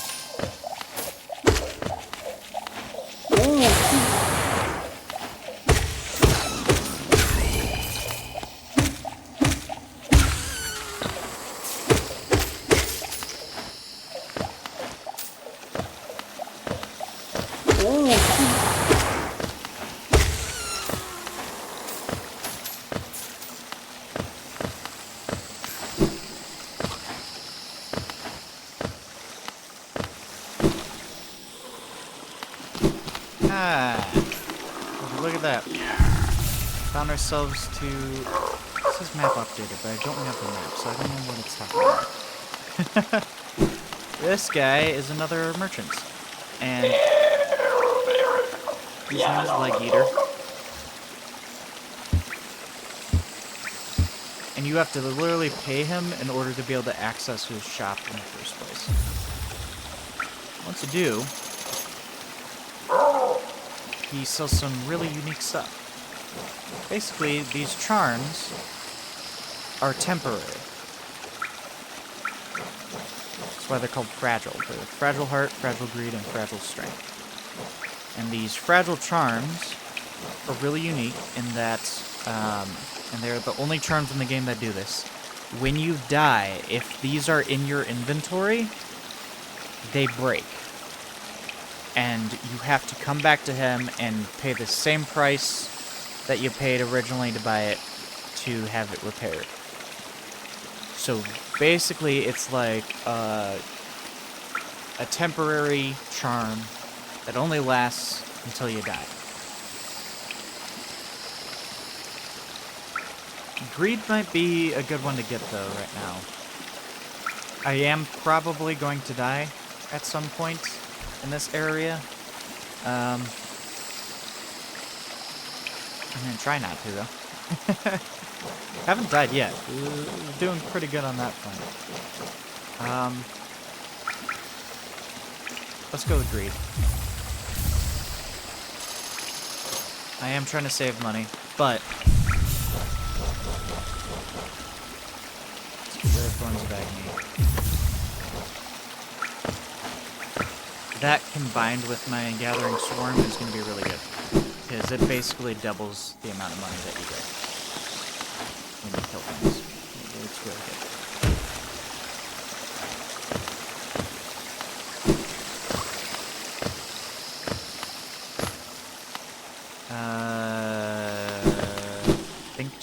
is where I need to go. I think I need to follow the signs.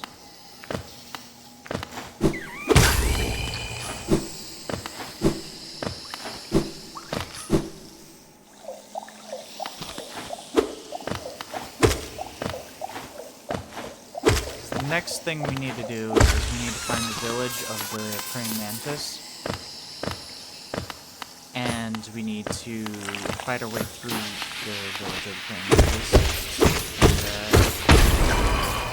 And basically, we need to figure out. We're gonna fight our way through to the village of the praying mantis. We're gonna get a really cool item there, and we're gonna fight my favorite boss in the game there. And the boss is technically optional, but there's not a playthrough where I don't do it. Like that boss. And I'll talk more about it when we get there. I don't want to give away anything because it's really fun. Oh. That is a boss area for later. Another optional one. That one was added in the DLC.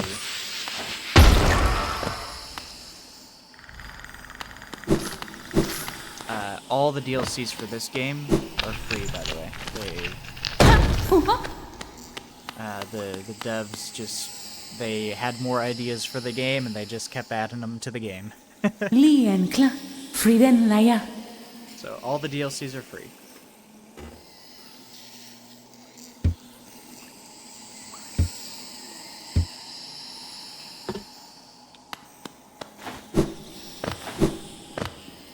They didn't have to do it, but they did.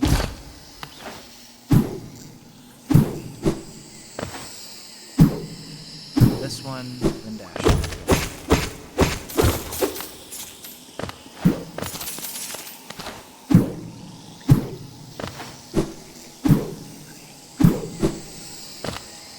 I don't love this area.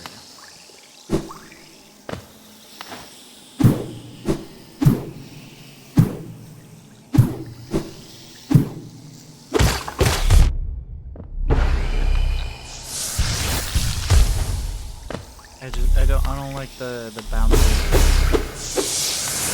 mushrooms. I'm not a fan of it.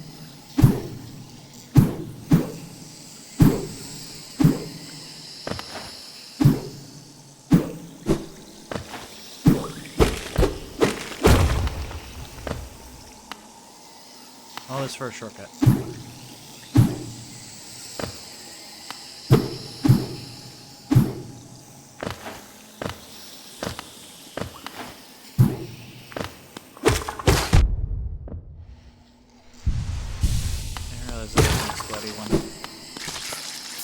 Like the guys that just kind of charge at you from the beginning.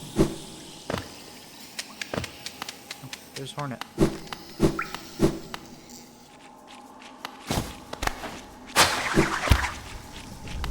Oh, we're at City Gate. Okay. This is an area we come back to later. It's one of two entrances to the area after this one. One of the areas after this one. The game opens up a little bit after we do this area, and we'll get like some options of where we can go to next. 3 or 4 different zones we can go to after this. Even 5 actually. It really opens up after this.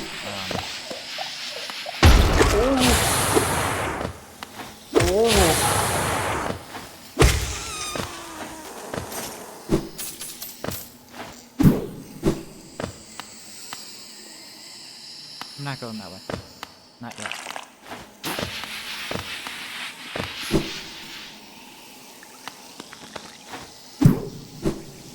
There we go. We're on the right track. That guy's a praying mantis.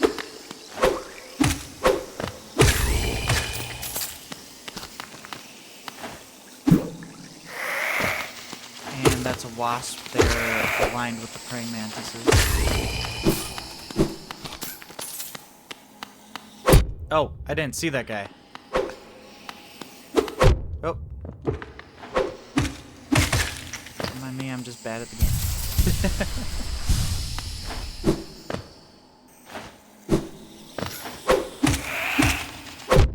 Oh, come on.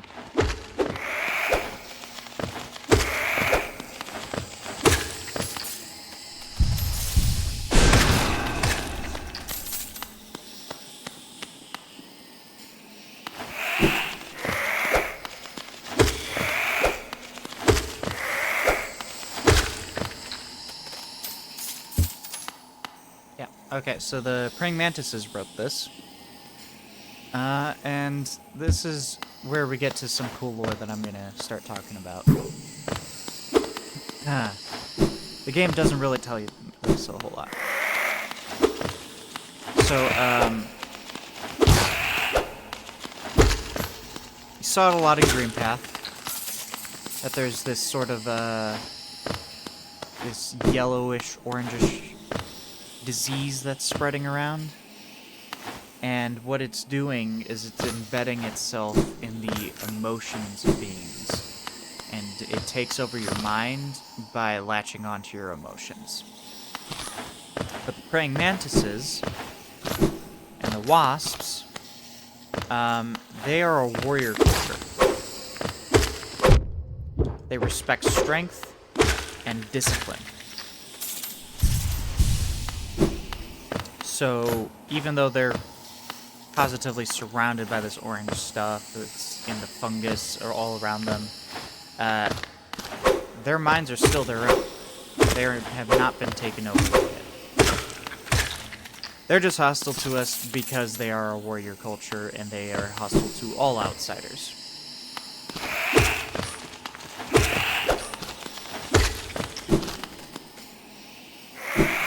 That's how they're able to have a sign and, warn people to stay away. Saying it only come this way if you seek death.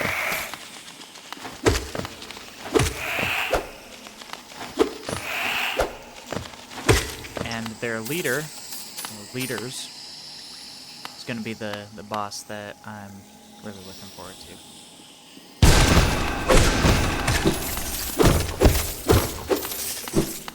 Game doesn't really tell you that. Little tidbit there. Now that we lucky.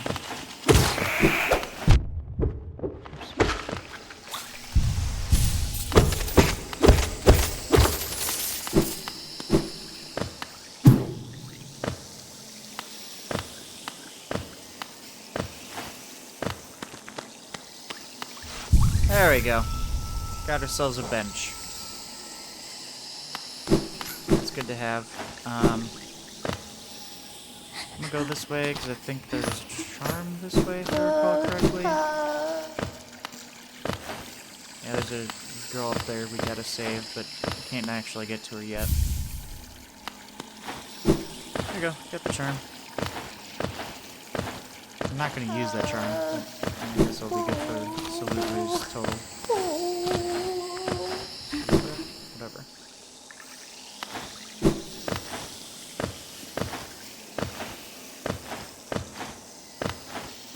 Now the part that I'm most concerned with is I do have the fragile greed charm equipped.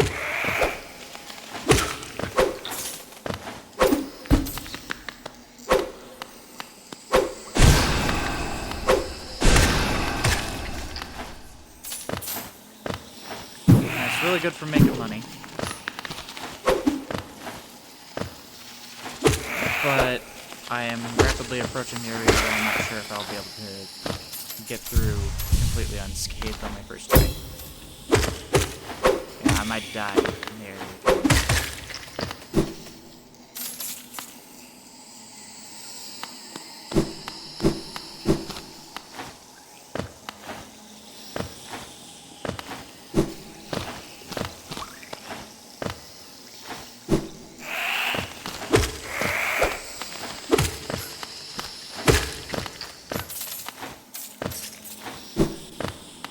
Oops.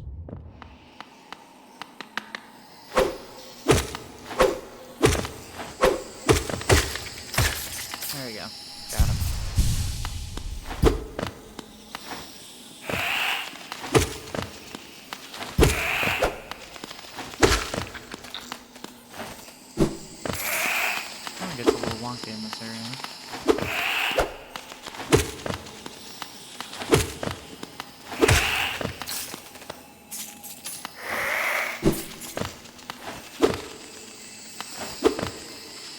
Come here.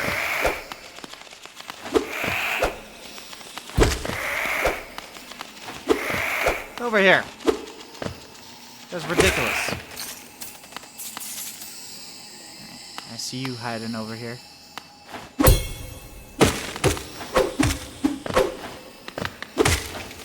Got him.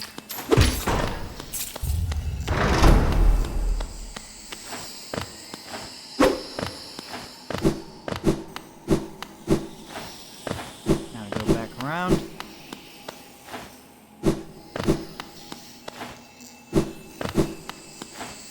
Alright. Over. Got the mantis claw. Nice. Now we can jump off walls.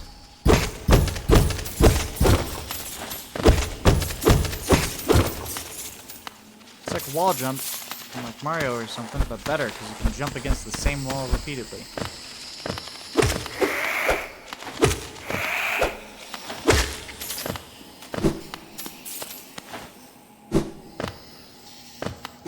Side effect of letting us get to the next area. So that's gonna let us get to like so many different places in the game. But right now I'm more concerned getting to that boss of mine that I've been anticipating.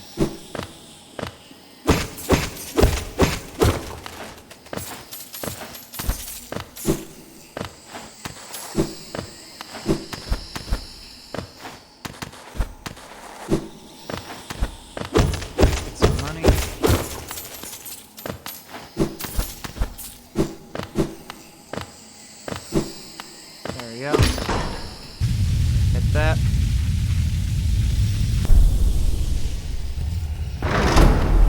Alright. Some more money.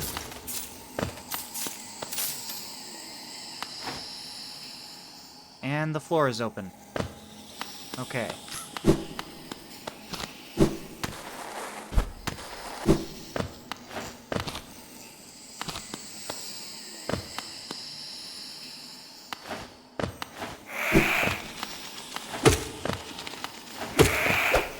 Take this area very slow and cautiously because I have died here before in other playthroughs.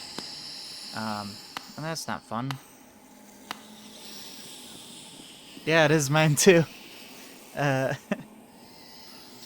my favorite boss too.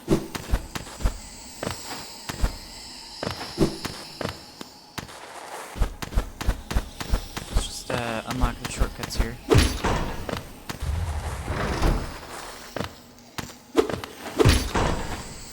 So, what I really like about this upcoming boss is it kind of feels like a waltz when it clicks, you know? Like a really fancy dance.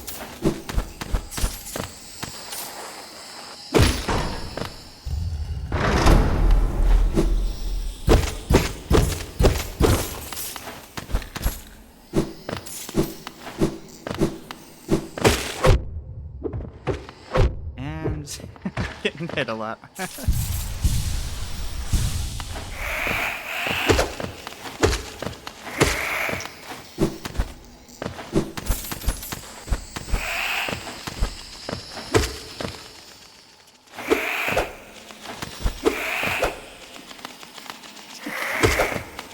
getting stuck on the floor out there.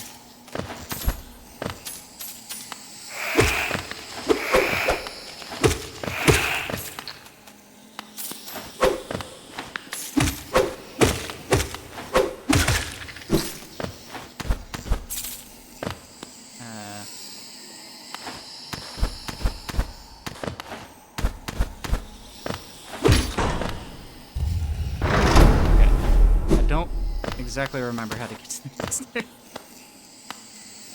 Gotta be missing something down here. Oh, this, yeah. Okay.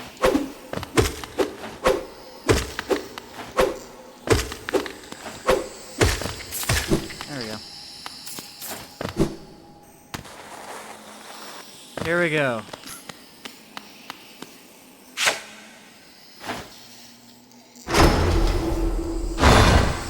Can I do this hitless? Let's find out.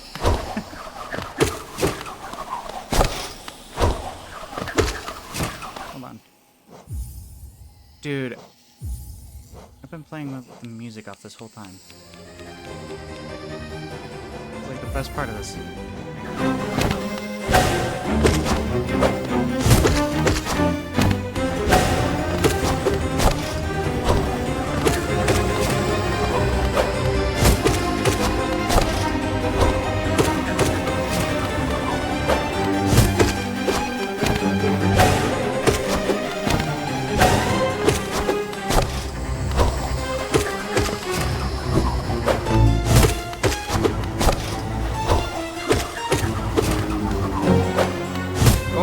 Almost got it there.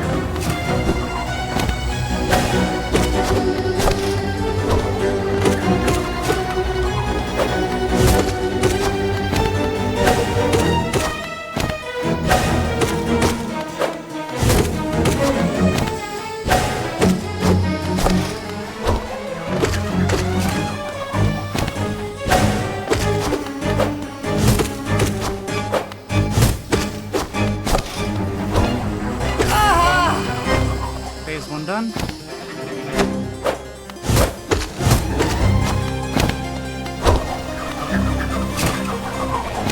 This is usually where I'm unable to do things.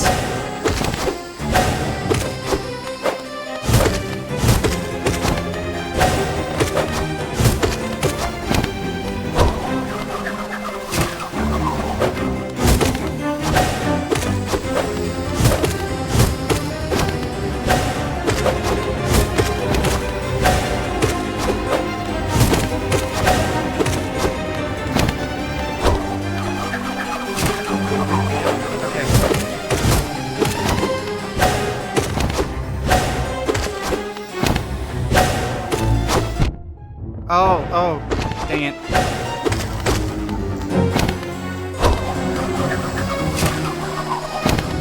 It's doing pretty good.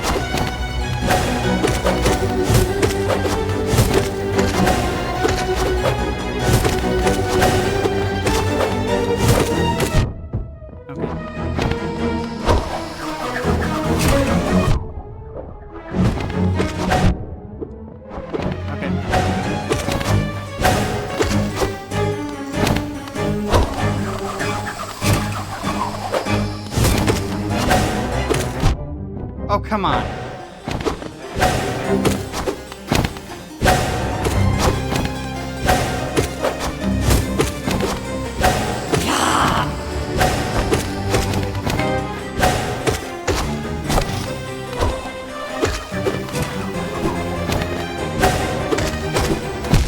No!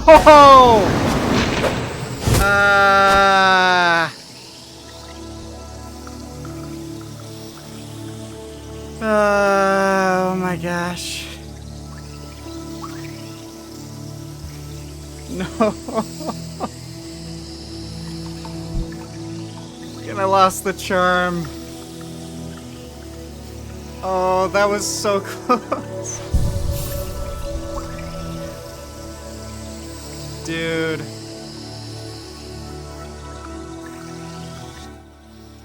Wrong button. Okay. See, it's broken now.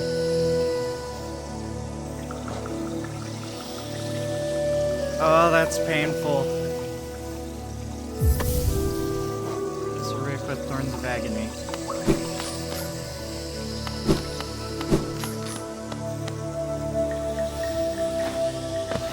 Work my way back up, try again.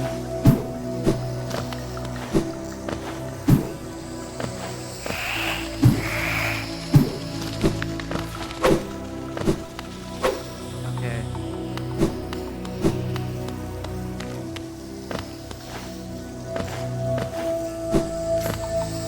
That's disappointing.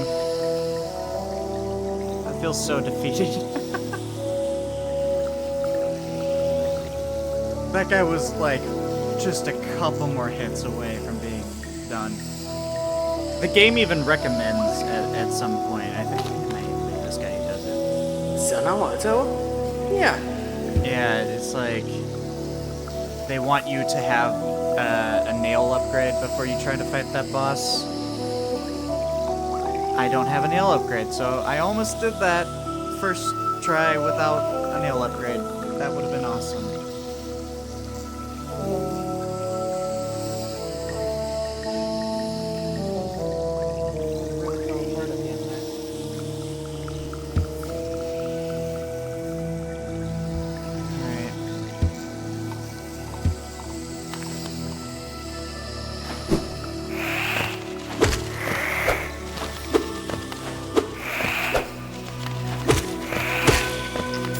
Oh yeah, and something else to note is after you die, until you recollect all your money and everything by killing your shade, which sounds like a lot of nonsense if you don't, if you don't have the game. You'll see, you'll see.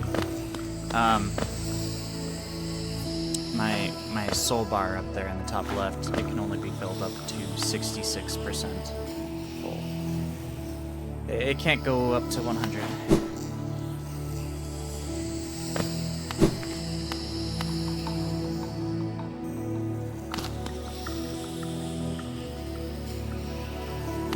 Well, I did a pretty good job of fitting all the shortcuts, so...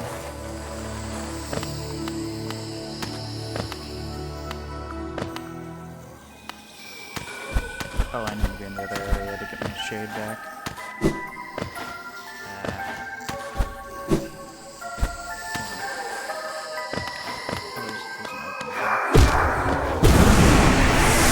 That's the shade. It spawns when you die in the same, like, loading area that you died in. Not necessarily the same spot, but the same general, like, room that you're in. And you have to kill it in order to get all your money back and allow your soul bar to be able to build up to full.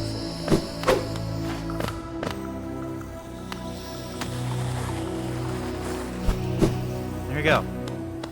Second attempt. Let's lock in and do this.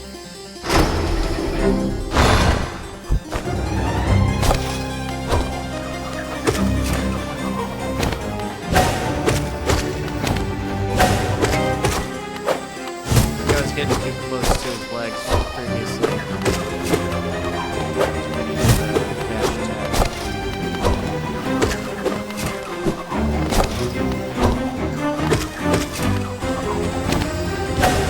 Slower.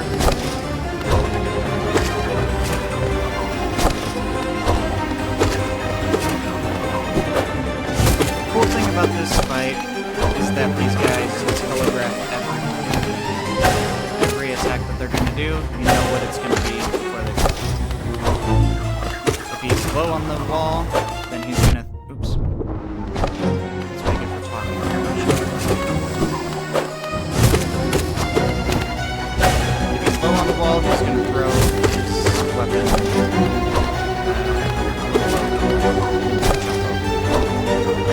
If he's a little bit higher on the wall, then it's gonna go the other way around. He's not gonna also get hit. He spawns on the sides like that.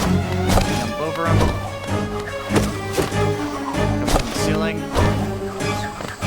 See,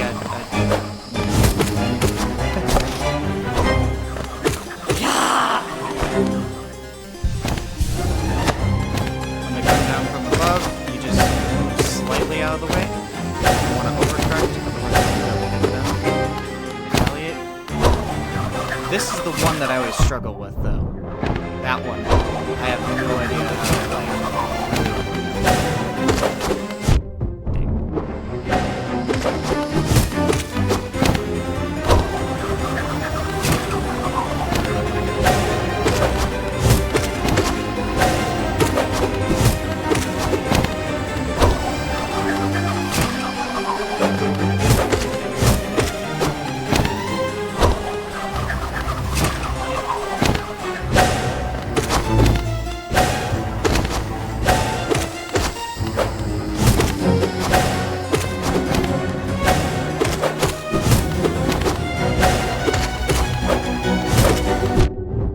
Ah!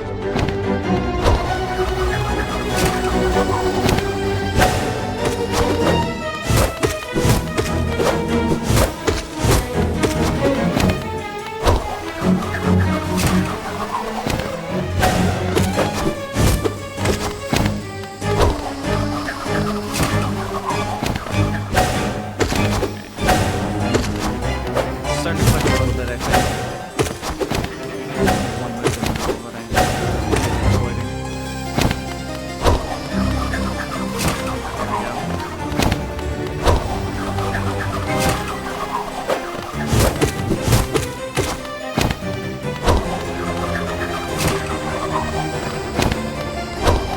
This is where the fast healing thing would be really useful.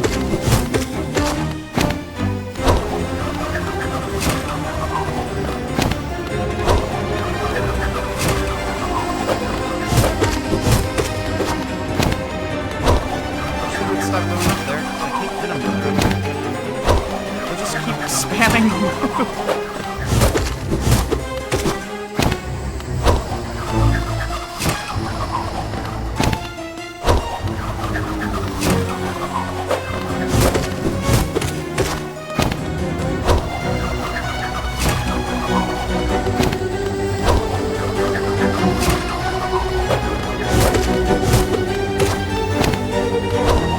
Stop spamming the same move! This is ridiculous! Oh, come on!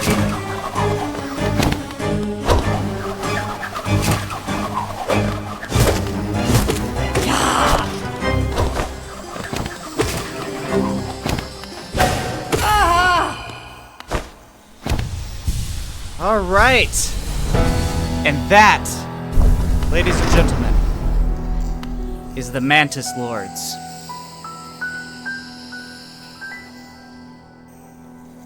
Give them a proper bow of respect.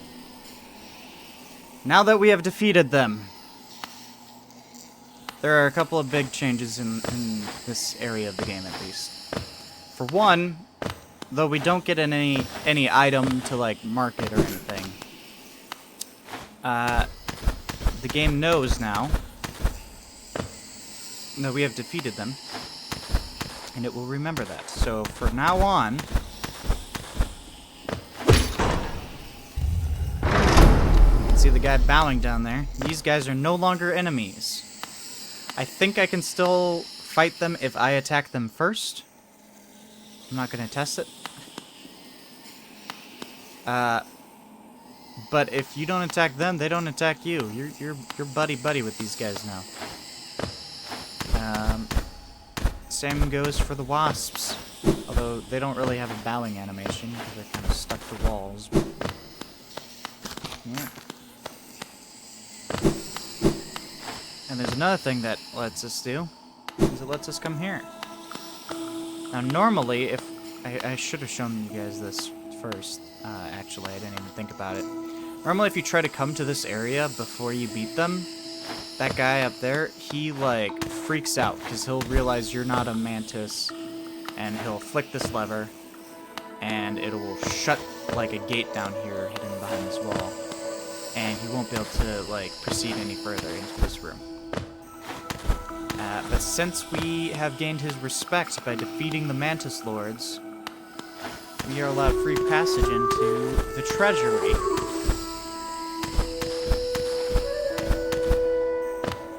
So we can go here, like this. It's a hollowness seal. That will act as a key that will allow us to get into another room, or another area of the game. Got all this money. Look at all that money. And now we have enough for the Lumafly lantern, so that unlocks another section of the game.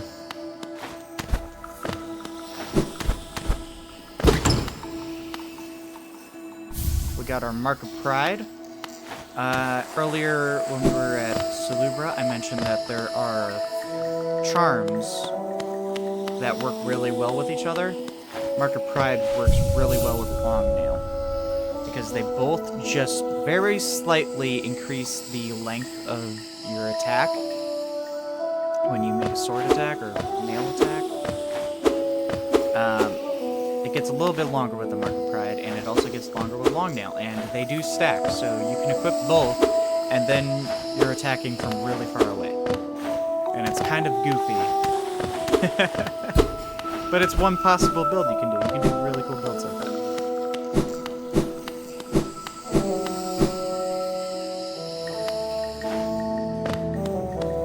Alright. So, now that we... Oop, wrong button. Now that we have completed that... I don't have the map for this area. I was gonna do a big show of looking at the map, but...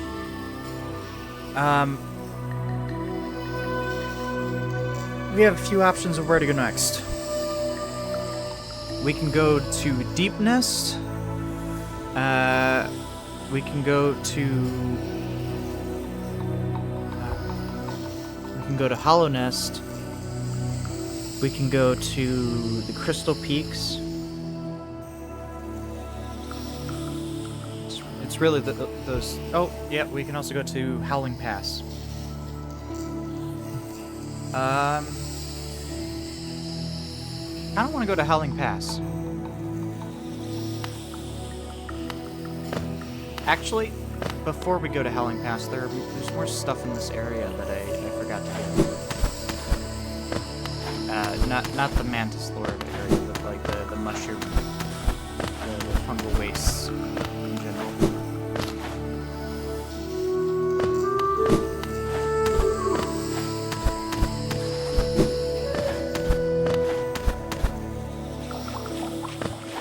I think there's like a hidden charm notch somewhere around here.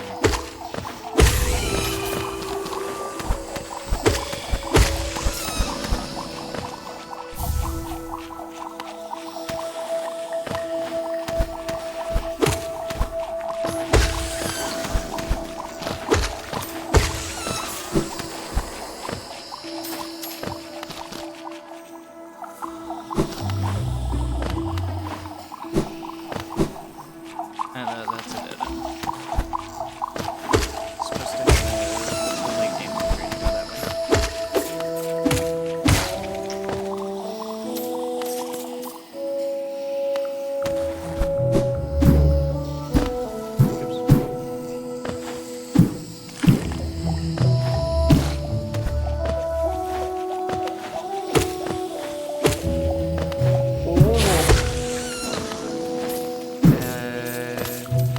What's there here?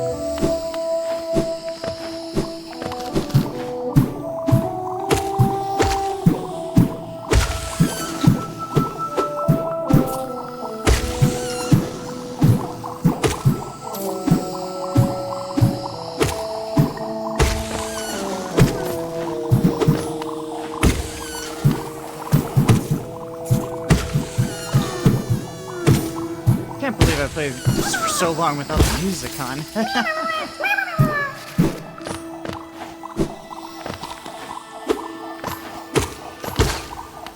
Glad I caught it at the best part though, because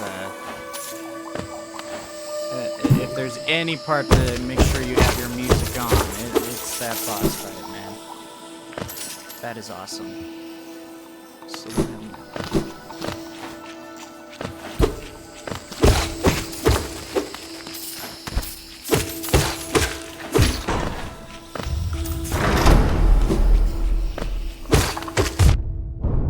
okay. Forgot that was an exploding guy again.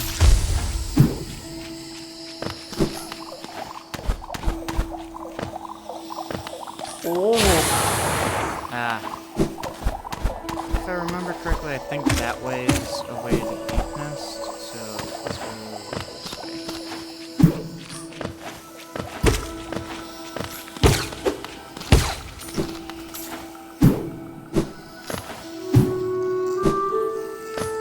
Oh, there's money over here. And here's where having that charm is really useful. And just pull the money to me. Oh. And he's already gone. Great.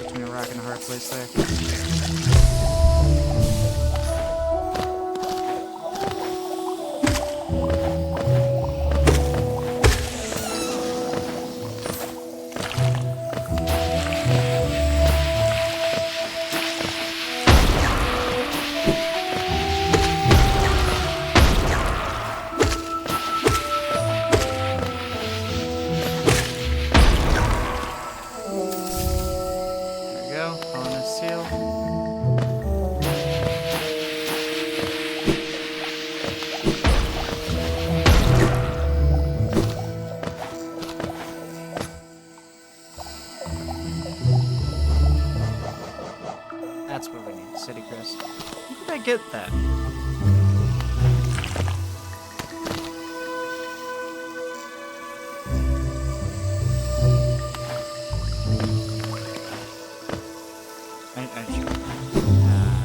I should probably find the fast travel point. Didn't mean to do that.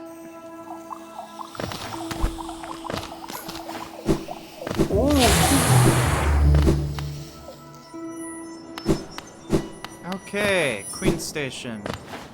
This is one of my favorite go-to hub areas. It's just a empty fast travel point. Empty as in there's no enemies. Oops.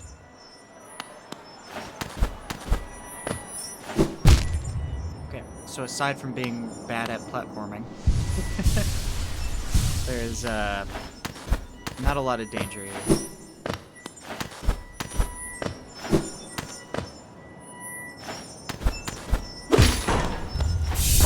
Go, free mass shard.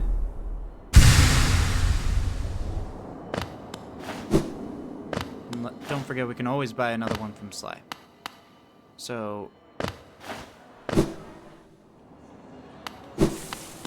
well, not always, but he has one per sale. He doesn't have an unlimited quantity. All right, fast travel point. I'm not gonna take it right away. I just wanted to make sure that I had it unlocked, just in case, because it is kind of a pain to have to try and get back here without it. And it's a very central location. That's the other reason I like it, because you can go over here to Fog Canyon. I even forgot about this zone. Can't really explore Fog Canyon as we are right now. We can go to some of the places in it, but all the important bits, you know, the reasons you would come here, they're mostly inaccessible. Now, we can talk to Maribel. Oh, Bakura Finello. Millibel, whatever. So she is the banker.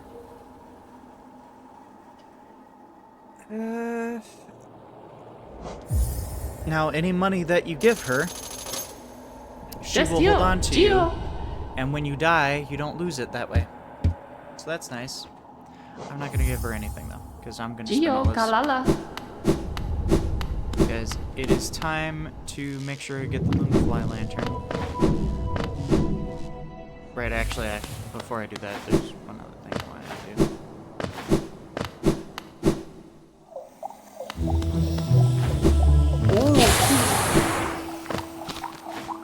I want to try and find that free charm somewhere.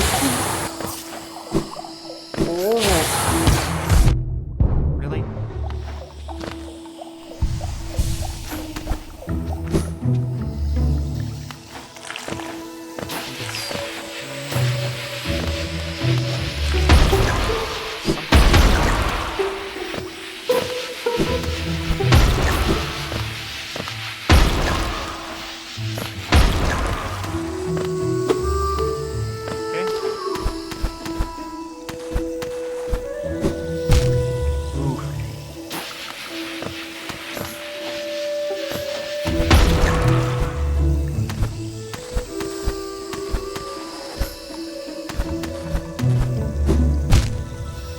Okay, I don't think I can go that way.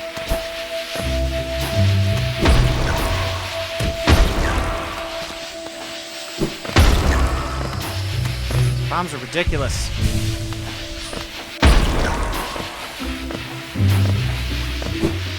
Oh my god.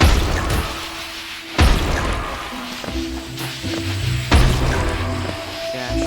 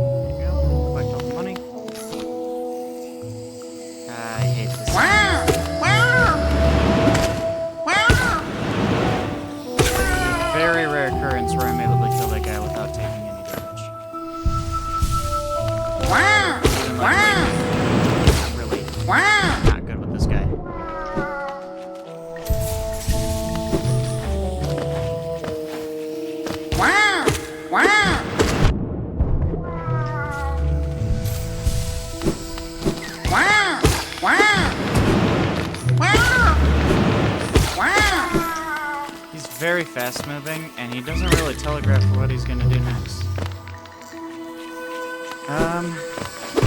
Okay.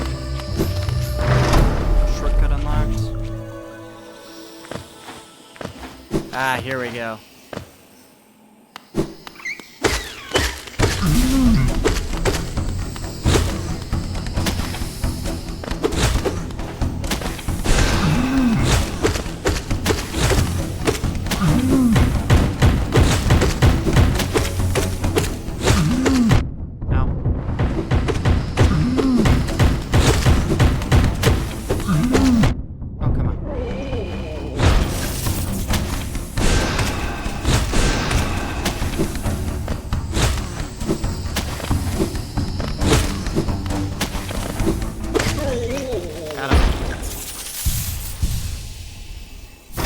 Free charm notch, yes.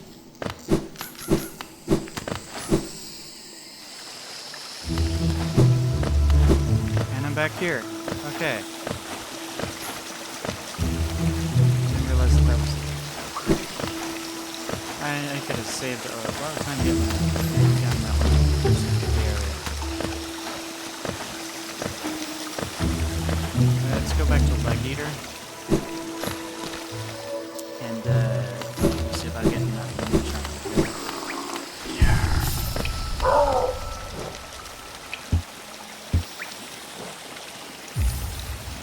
fragile greed.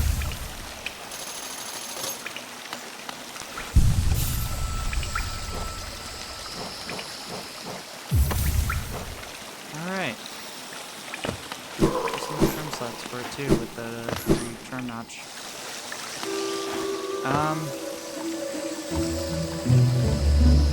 Well, I think we're closer to the exit right now than we are to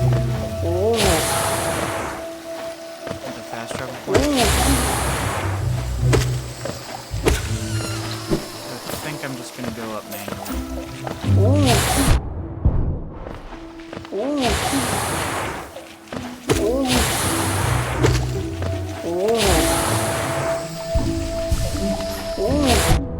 Oh, come on, man. Alright.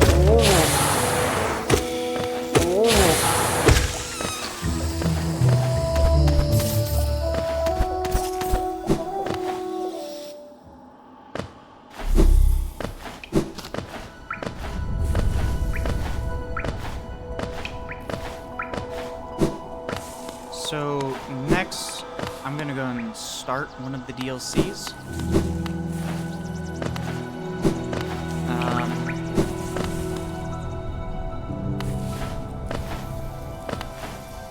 The content I'm about to do is completely optional, and I'm not gonna do all of it right away. I just want to start it, just so that I know what I'm working towards. There's something I want to buy, but I don't know how much it's gonna cost. So I need to like unlock the merchant, and the merchant is part of the DLC.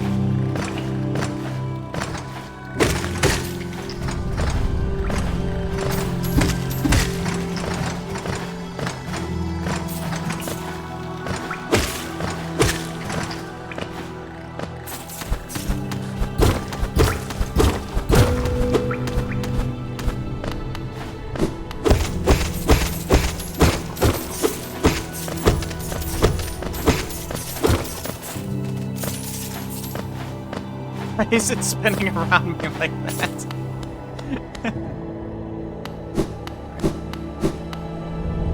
Those trees are useful for another one of the DLCs. It's not too big of a deal right now. Frankly, I never really heard my least favorite DLC.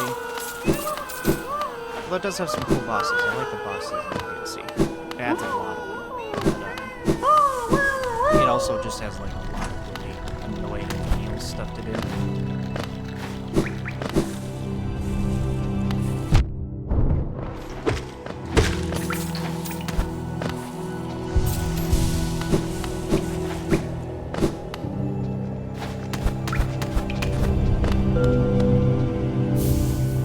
On a seal. Alright. are back. Mia chiaro. Make sure we get our maps Bapanada. on the waist.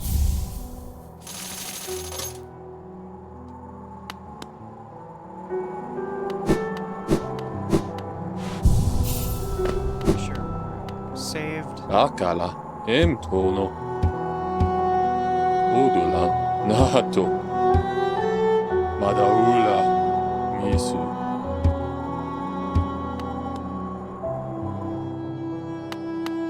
Lumafly. Lumafly lantern. Okay. That unlocks an area of the game.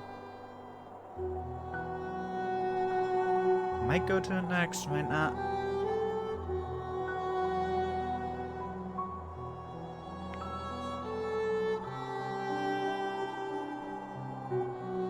I think I might. It is a good area to at least pass through, even if you're not going to complete the whole thing. Because there's a different area that you need to get to, and the way to get to that area is through this area.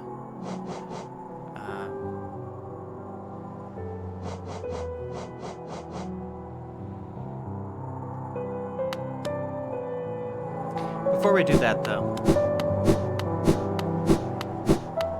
let's do what I said I was going to do earlier and start the DLC. It's up this way. Now that we can climb up walls, we can go back to the beginning area. Why would you do that, you might be wondering. Well, you know what? You'll see. You'll see.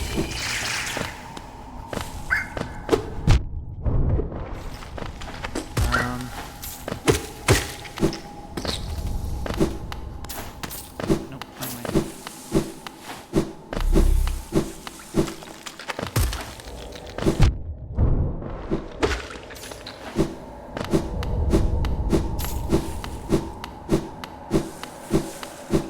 Alright, this is where we started the game at. Why did I come here, you might be wondering. Well, remember this room where I broke that thing and got some geo? Some money? What's up here? Well, I can climb up walls.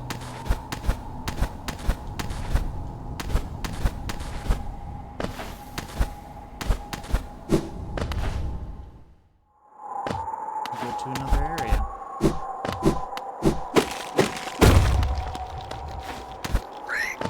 Welcome to Howling Cliffs.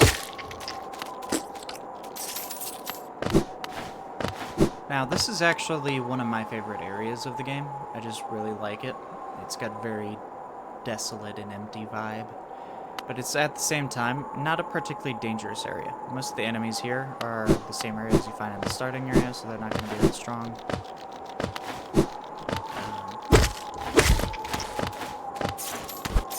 There is a cool boss or two.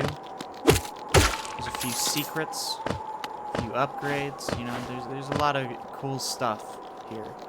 A lot of lore bits here too. You know, the game doesn't like to tell you a lot of the lore, but there is some spots around here that will tell you some of it. We'll get to that in a bit. First, I want to go in here. Sit at the bench.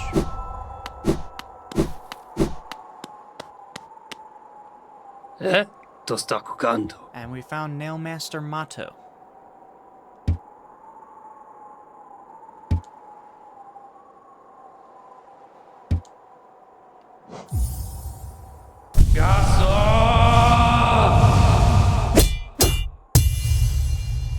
And he is going to teach us a new technique.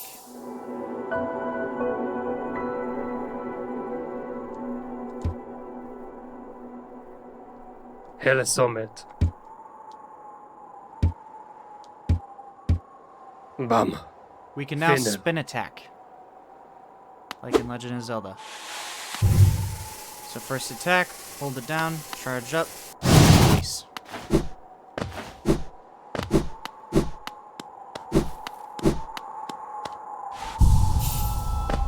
Now the special techniques like that, they're actually they control very similarly to, say, Super Smash Brothers, where the direction that you're moving or pressing when you release changes what you're doing. So that particular move, you hold down or up in order to use it.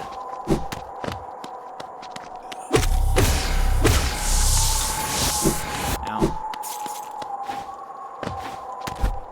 I don't know how often I'll be using that move. It's just, I'm pretty used to just hitting things normally, you know?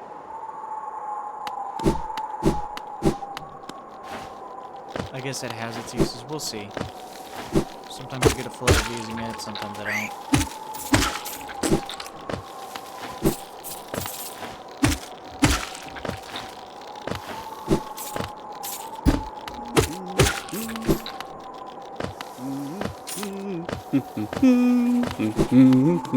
Cornifer, Hann vi mappte. actually found you in time.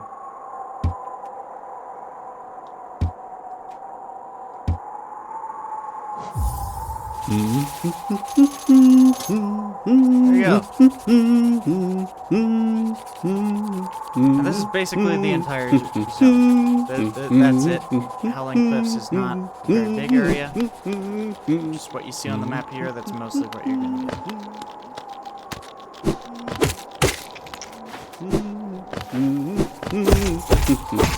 That doesn't mean it doesn't have things to find, as it does.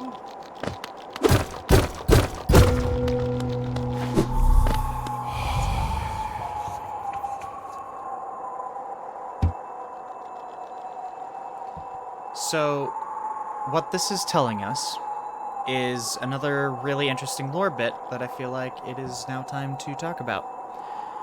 I'm going to avoid the details for how, because that's later. But basically, you might be wondering why it's okay that we are able to talk to some of these bugs, but some of these bugs are almost like wild animals. And the reason is this kingdom. I won't tell you the exact reason. Well, again, that'll come later. But for some reason, in this area, in this kingdom, Columnist,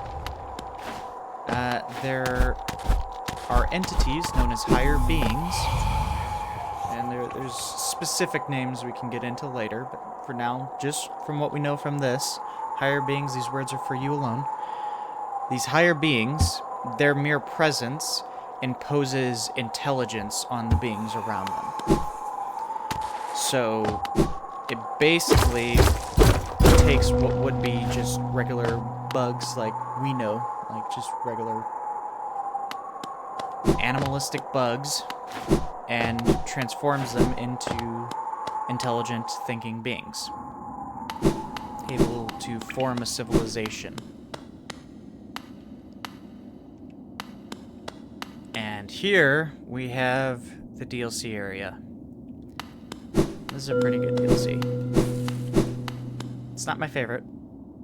My favorite is at the very end of the game. Technically, you might consider my favorite DLC post-game content. You do it after you beat the game, usually. But we might get to that. Well, probably not in this, probably not in this stream. You know, it'll take many hours. Corpse of large...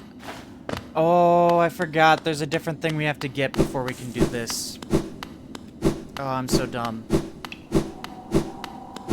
I totally forgot that we're missing one of the things that we need.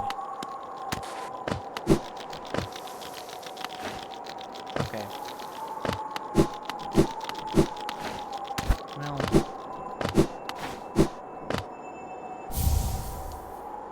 take that King's Idol. This is where we came from. Our character. He was from way out there in the winds, the windy wastes, and he wandered this way.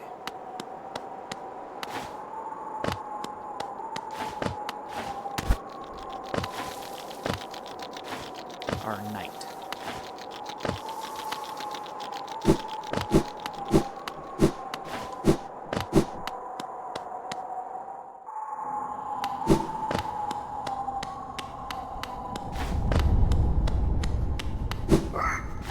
Right, I lost my train of thought. Earlier I was talking about the intelligence, the higher beings. So, the thing about the presence of the higher being causing intelligence is it is very much dependent on being near them. So, when you go beyond and you journey out into the wastes, you lose that gift of intelligence that comes from the presence of the higher beings. And so, first your mind goes, gradually. But with it, so too does your memories. Which means, if you leave Hollow Nest, you lose all your memories of Hollow Nest. You know, this whole kingdom, where we are now, if you leave, you lose memories of it. This area. I died here.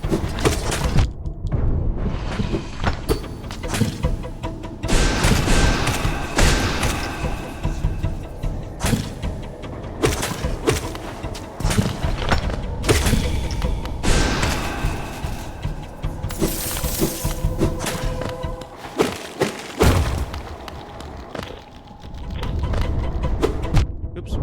Let's time that.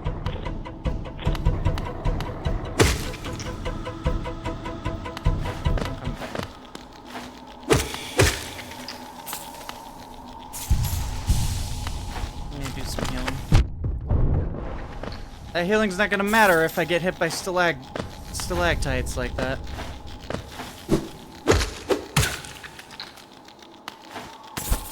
Or am I gonna be able to heal if these bugs keep killing themselves and jumping into spikes?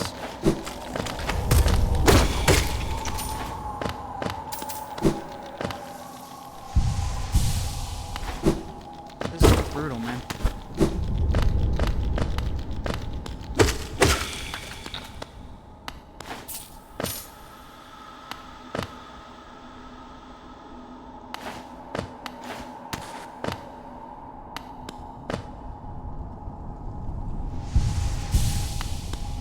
It's not perfect, but it'll be.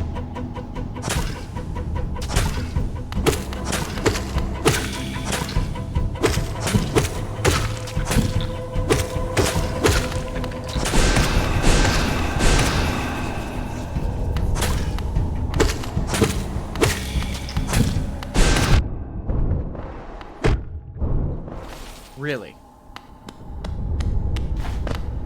Okay.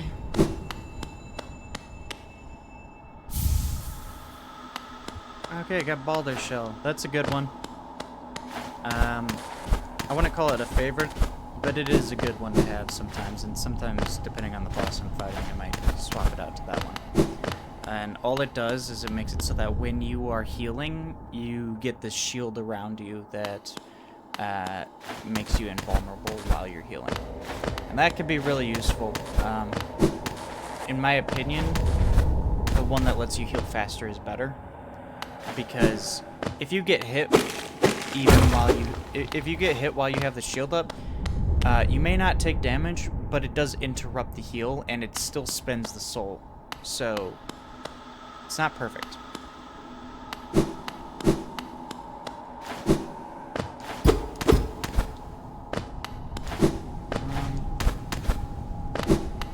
Somewhere around here is the Joni room.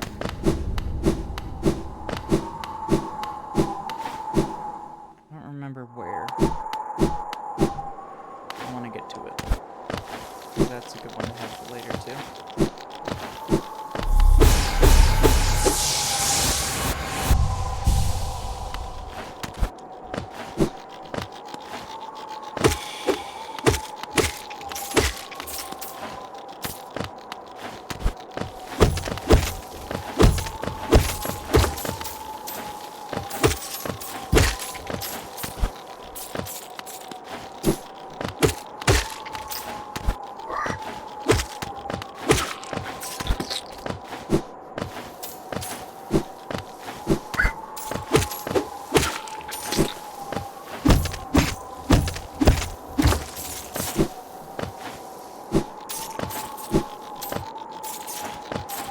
spinning around me. Come on. I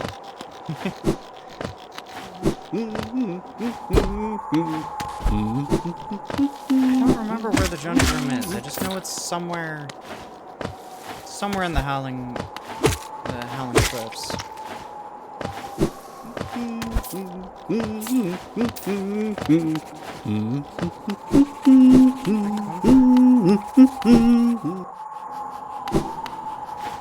Yes, she is. Okay. I'm pretty sure this is the way to get in there.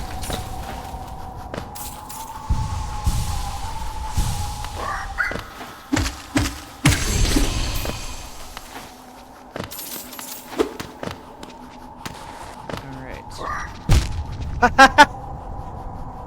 Of everywhere I could have fallen, I fall right into the spikes. Again. Again. Twice in a row. Okay.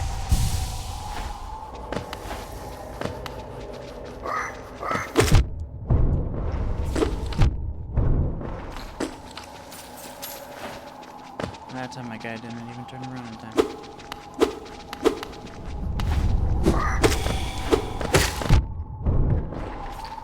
Okay.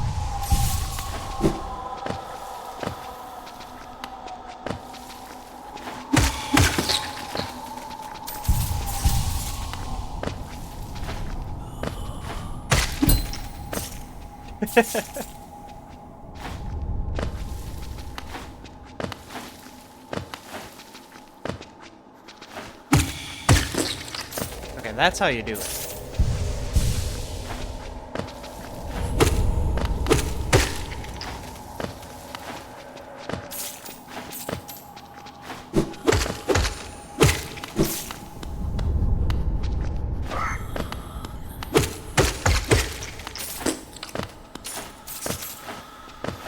There we go. Oops. Oh my gosh. I'm being swarmed. Not in the fun way with kittens.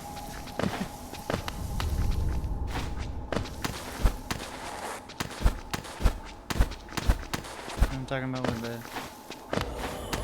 just a whole bunch of kittens. What is this?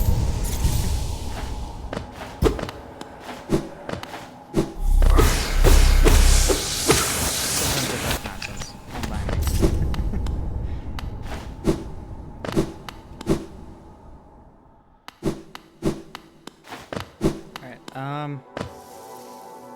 There we go. I love this room. It's so pretty. This is Joni's room. That's Joni. And that's Joni's blessing. Now this charm is a very interesting charm. It is very unique, and it has some interesting interactions with other charms that we'll get later in the game. What it does is it replaces all of your health with lifeblood, which, if you recall, is the blue stuff that we can't heal. It is temporary life. And that charm that she gave us, it replaces our normal health with lifeblood entirely. Why would you want to do that? You can't heal it. Why would you want to do that? Well, it does give you a little bit of extra health, but the big reason you want to do it is because when you combine it with the other charm, that all it does is say that whenever you rest, you get a little bit of free lifeblood. You can end up with, like, somewhere in the ballpark of, I want to say, like, +8 health. I mean, like, +8. So, like, higher than what you have currently by 8. It is really, really good. It is a lot of health. And, of course, the downside being that you can't heal, but when you have that much health, with that type of build, you can kind of learn to fight bosses can just be able to tank the hits you need instead of having to spend time to heal them. Because you just have that much extra health. It's not for everyone's playstyle, but it is one thing you can do with it. It's really cool. And another thing you can do with it is there is a charm later on in the game, like really late game, like towards the end. It's super well hidden. It's really hard to get to. Called, I don't remember what it's called, I'll be honest. But I remember what it does. And what it does is it lets you regenerate the last injury that you took over time.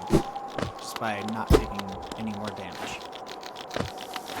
Only the last injury that you took. So if you get hit twice in a row, you're still going to be down one. And you won't be able to regenerate both. You'll only be able to regenerate one.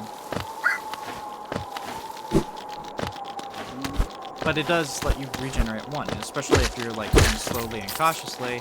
You're only getting hit once at a time. You can just heal back up without having to spend any soul. Just automatically happens while you're moving too, so you don't have to stop.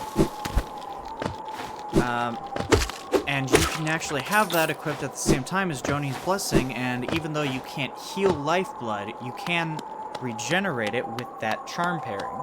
So you can end up with a bunch of health that all regenerates slowly over time. I think it... Oh, Hive Blood. That's what it's called. It's called Hive Blood. I remember now. It came to me.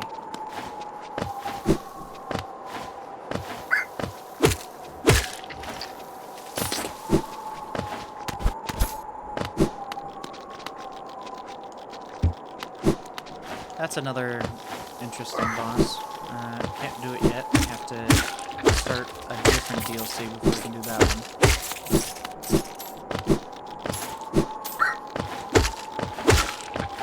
And you don't really get much for doing it, but it's an interesting boss, so you might be cool to do anyway.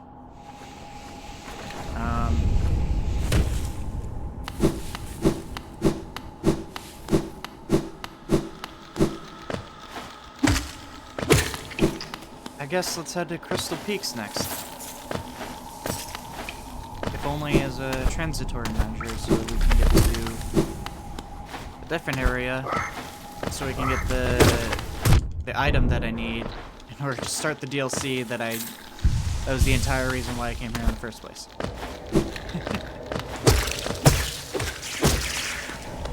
Oh yeah, and that's the other reason you might want to use Joni's Blessing, is because lifeblood you pick up from these things here, it also stacks. It adds on.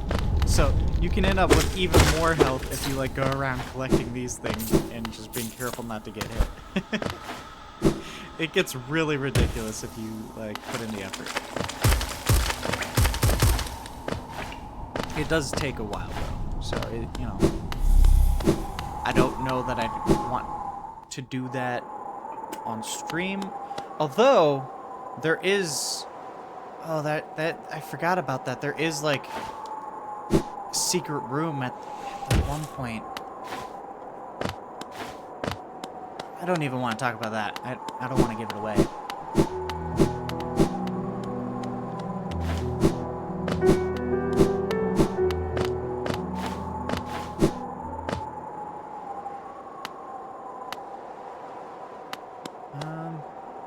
Yeah, and I don't have the shortcut unlocked either, so just straight down. This way. And we're off to Crystal Peaks.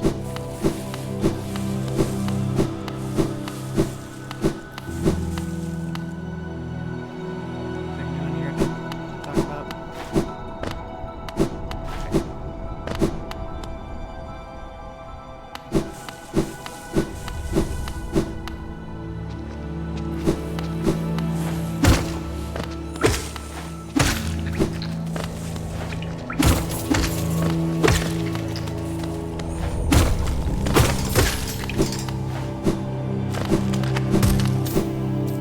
Yeah, if you guys do decide to give this a try, I do highly recommend.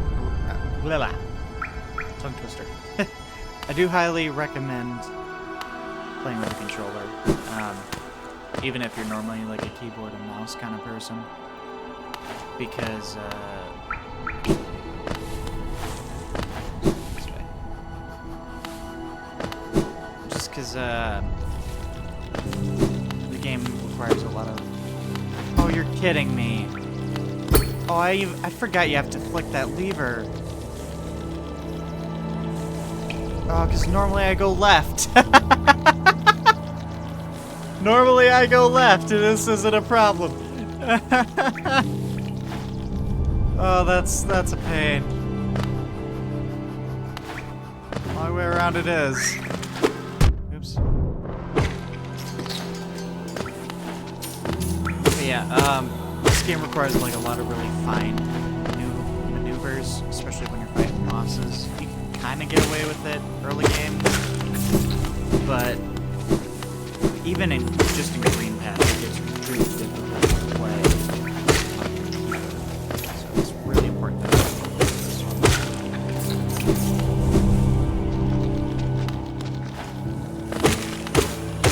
And part of the issue being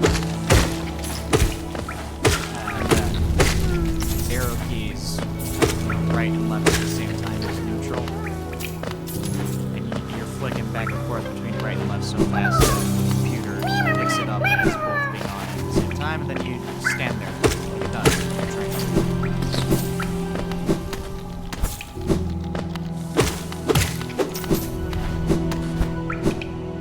I was able to minimize that when I tried it by going into my keyboard settings and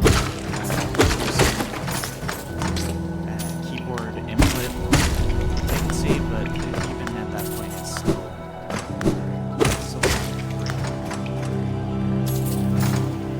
You know what?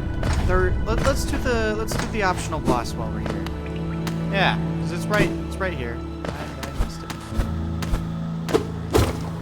Let's do it.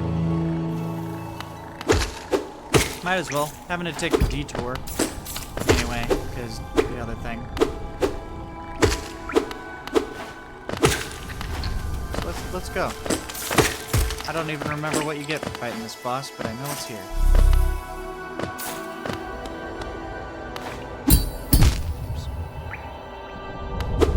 Oh my god. Jump, hit, hit, hit, hit. There.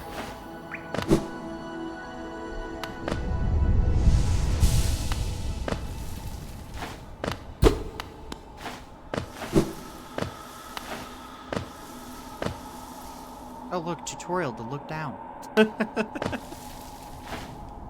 Funny, because I've been doing that.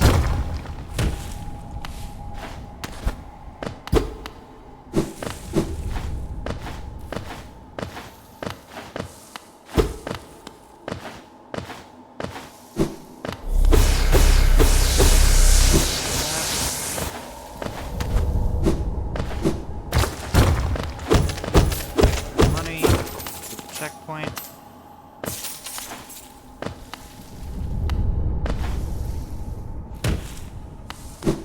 Whoa, I didn't see those spikes. I was dashing because I was trying to move quickly. Alright. So this is a very difficult boss. This boss gets me, like, I want to say it kills me 70% of my attempts. It's a very tough boss. Let's go. Yep.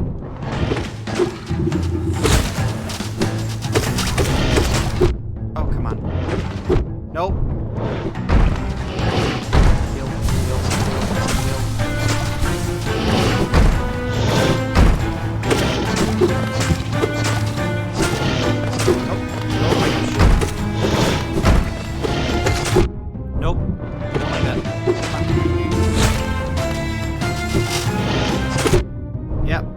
The worst part is you can't get here without, like, the muffler.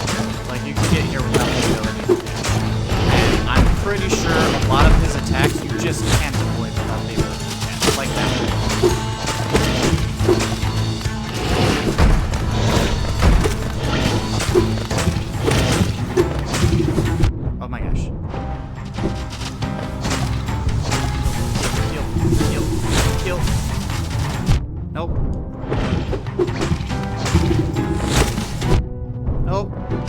Oh gosh.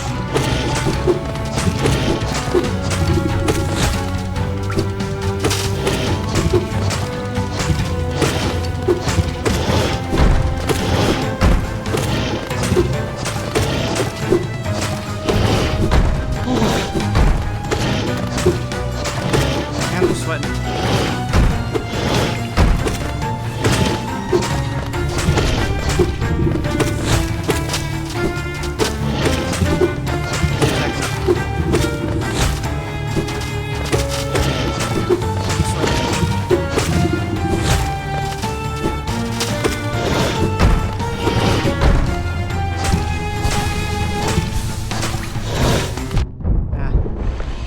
Oh, I got it!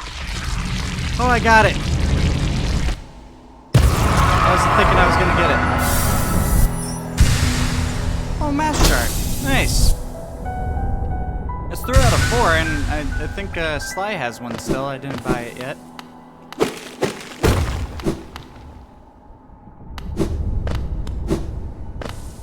I'm not gonna go get it right now.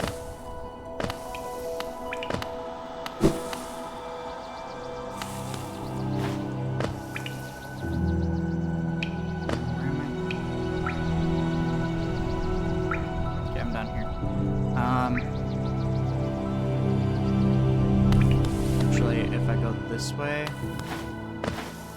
I think this will be faster.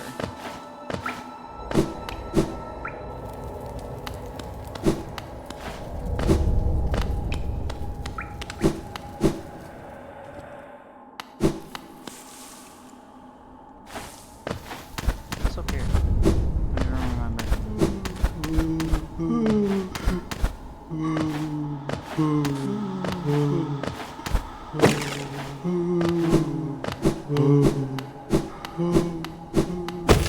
Creepy noise.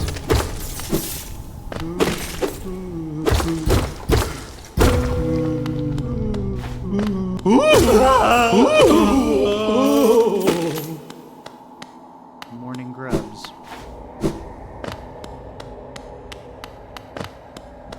Not grubs, maggots. That's what those guys are.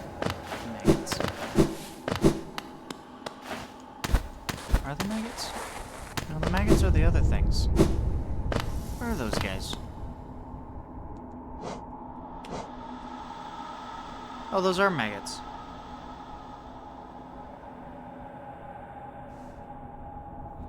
Okay.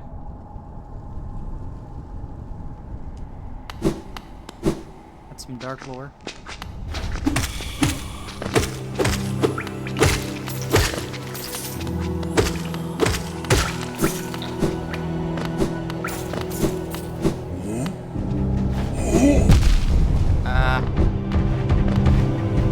Skip by him.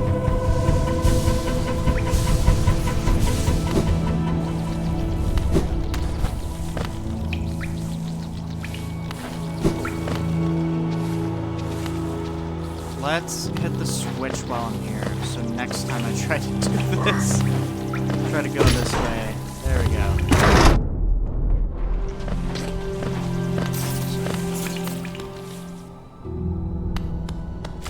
And this is what we need the light for. So if you come here in the dark, you can sort of navigate, but you get stopped here, because it won't let you interact with this if you don't have a light.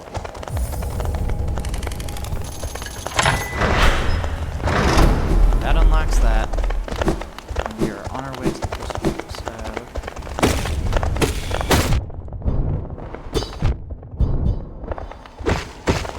Oh my gosh.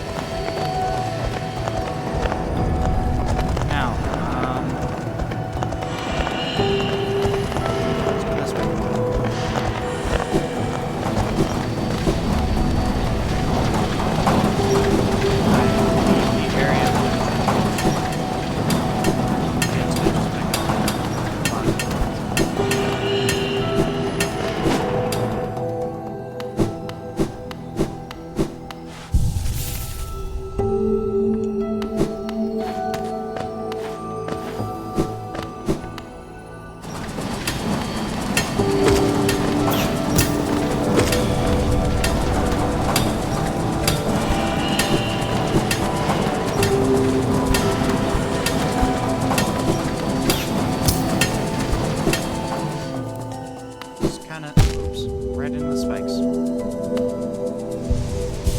Just kind of trying to speed through this as quickly as I can.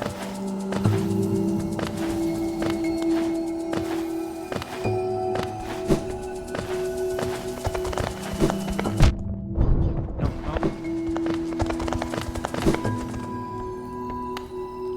All right. And we fall down here, and we are in the area that I want to be in.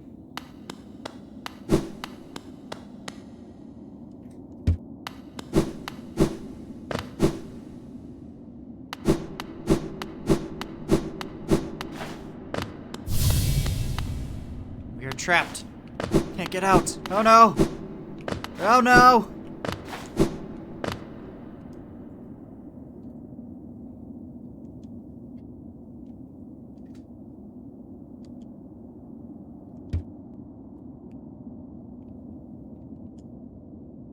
All right, we got the dream.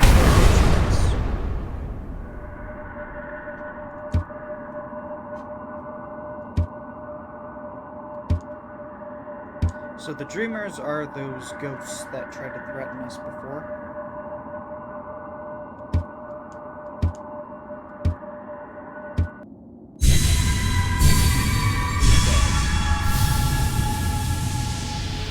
And what they're doing now is they're trying to force us into a dream so that we cannot challenge them.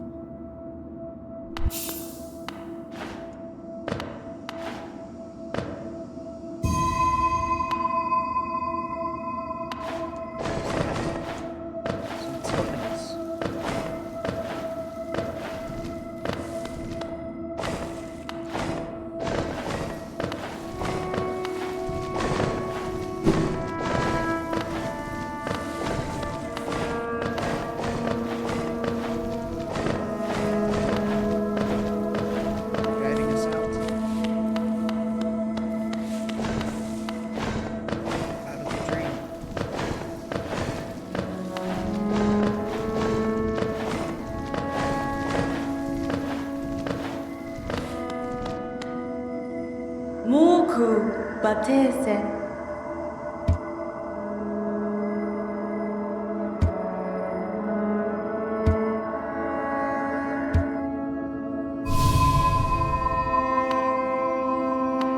Look at that statue. It's a moth. Huh, wonder what that could be.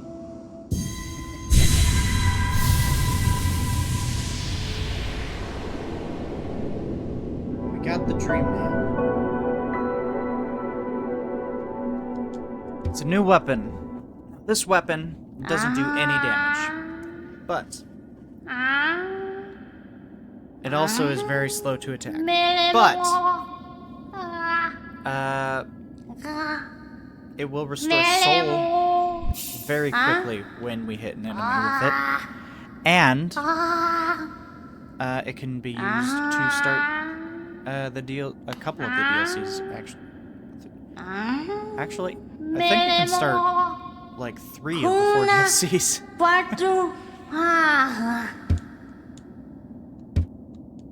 Maybe even 5. I think it starts all of the DLCs actually.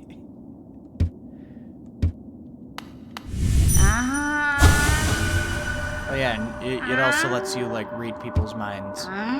Although this particular moth creature is resistant to it. So she's just like, what are you doing trying to read my mind?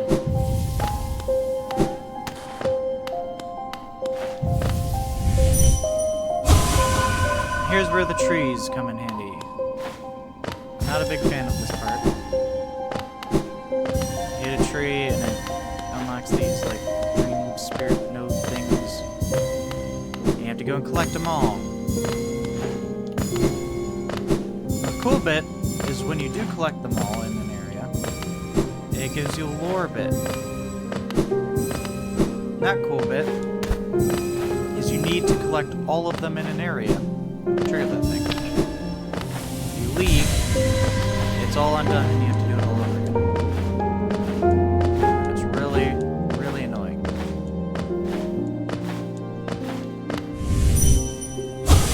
And you need a lot lot of those dream essences. Dreams revered.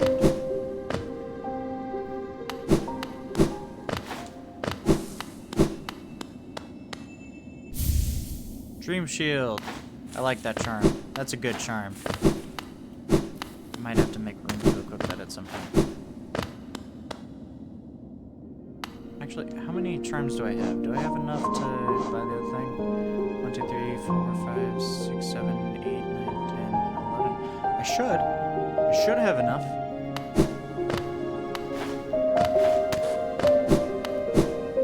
Unlock a new fast travel point.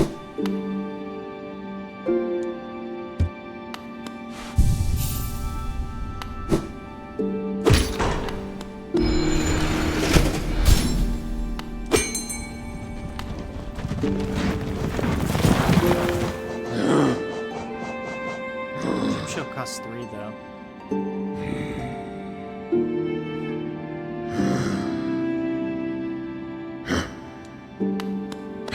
Tiema Palava Goro Horu.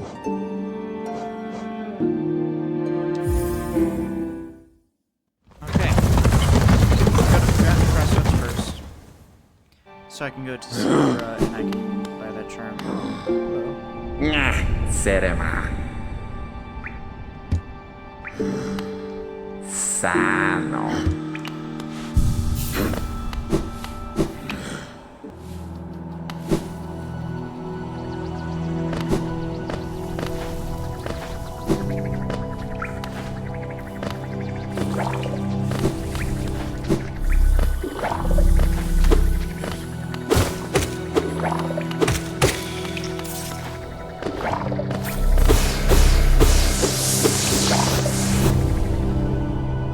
Let's go this way.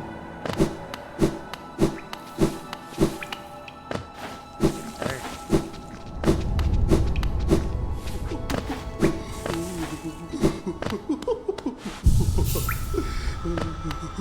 There you go, back to Salubra. I'm gonna get the charm. The notch on me.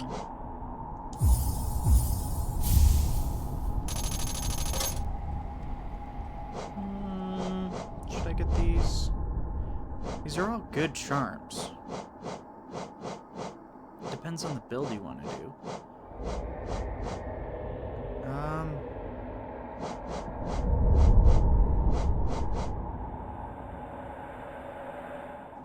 Do I have anything else I need to buy immediately?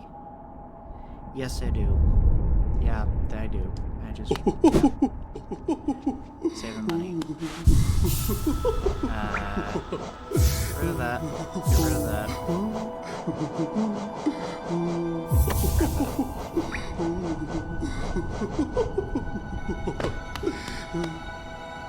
I didn't press up. Why did it go up? Okay. So, this is the Dream Shield. Earlier when I said that there are no shields in the game, I forgot about this thing. But it's not exactly what I had in mind. So what this does is it slowly circles around you, as you can see. If you attack, it kind of pulses forward a little bit, not a lot. And if it touches an enemy, it goes away for a second, and it does a small amount of damage. Now the reason why I love this charm is because it's sort of like critically hitting in an RPG if you manage to hit an enemy with it at the exact same time you hit it with your regular sword attack. Because you're hitting it with both, and it's going to take damage from both. So if you manage to pull that off, you can pretty consistently just annihilate enemies, do a lot of extra damage.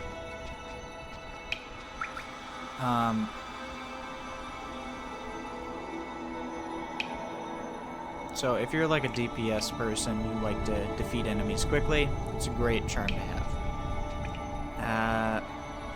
What was I doing again? Right, I wanted to, now that I have the Dream Nail, I want to start the DLC.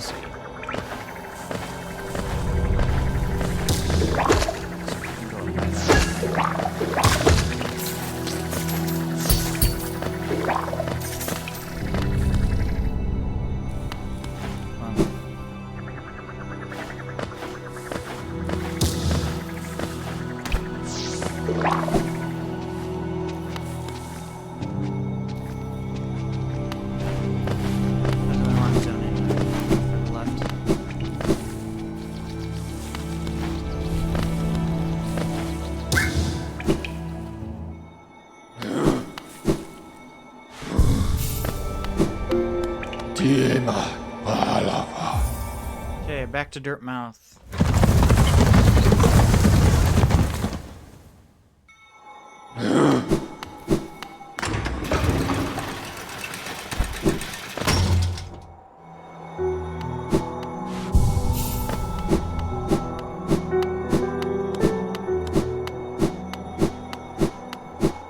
Now, fortunately, there's not really a stag station, like a fast travel point, back in the Howling Cliffs, and we need to go back to the Howling Cliffs. So, long run back. Grab lifeblood while I guess I can.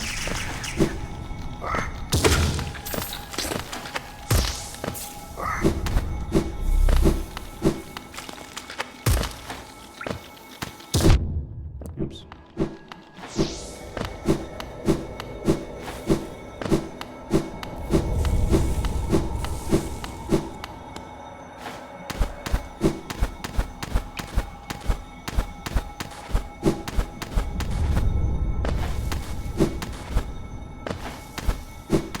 Come on.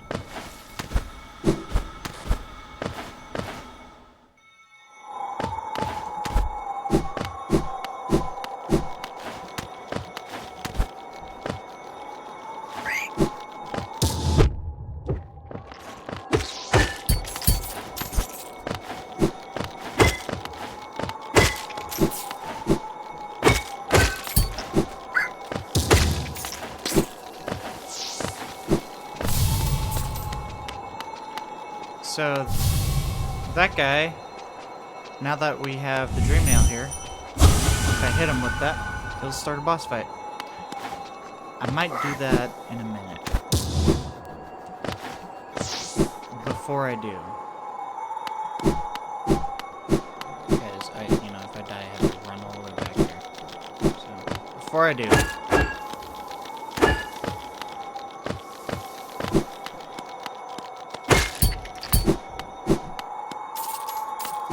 that's the way to Johnny. Let's go start the DLC. Come on. Wrong way. Still wrong way. There we go, finally.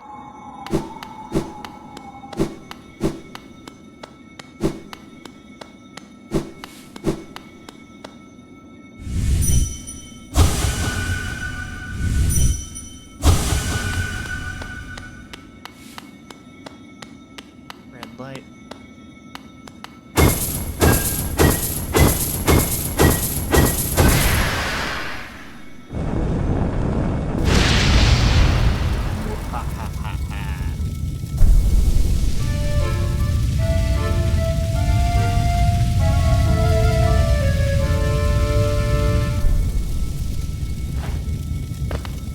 There we go. DLC started.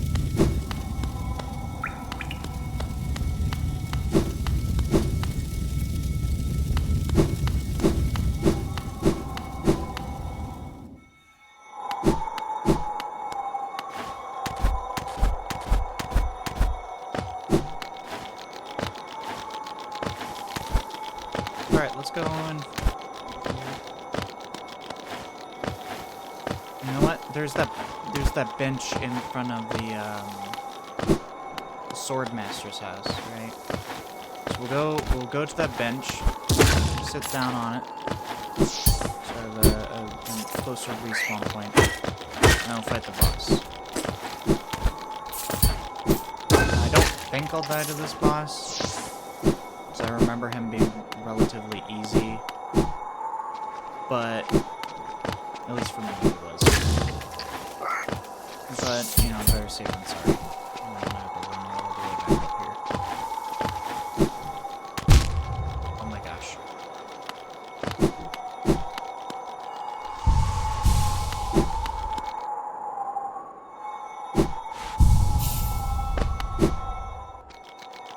There we go. All saved.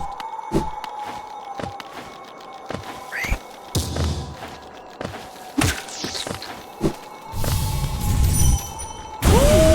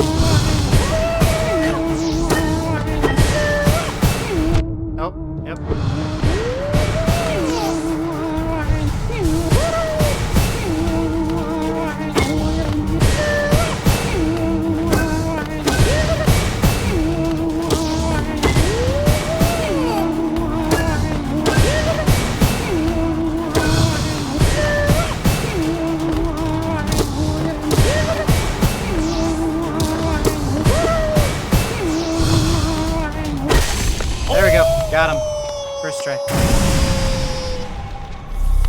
Alright. What does he say? I am Gorb. The great mind, the pain, the sin, the sin.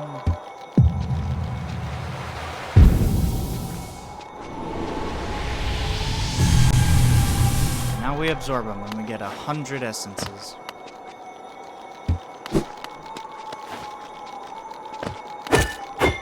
And it's a pretty good deal for him too, because now his soul is laid to rest. And he's not just hanging out here as a ghost, a tortured spirit anymore.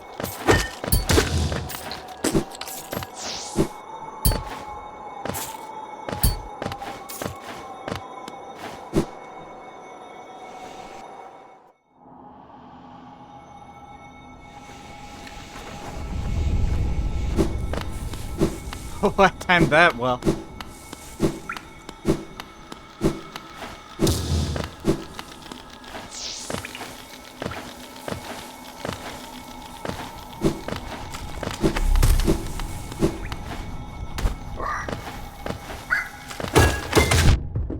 What? Did that guy just hit me through the... What just hit me? Did I get hit by a I must have got hit by a stalactite. I guess.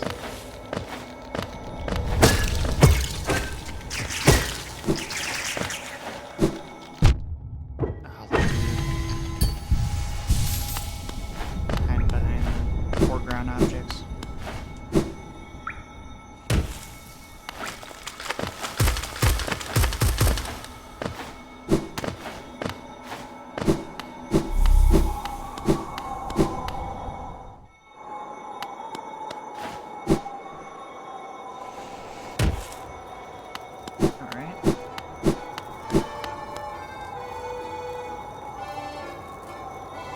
This is the Grim Troop. Let's see what old man has to say Oh, about it. jittery. Yep. Now the reason I did this is because the lady... 나수 캐메라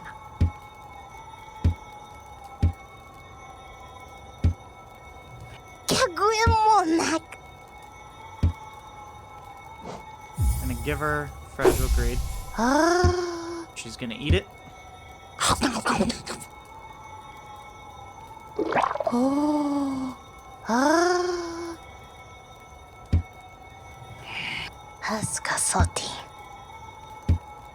And then we're gonna get mad at her. Because she stole her charm. I've already crossed. I've not And slow. keep talking to her. Alright. 9,000. Okay. So now we know. We gotta save up 9,000 Geo.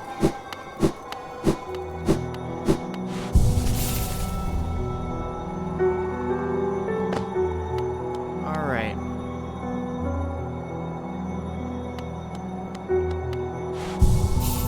It's been about 4 hours. I'm getting really tired. I had a bit of a head cold a few days ago, and I think I'm mostly over it now, but I think the fatigue is still there a little bit.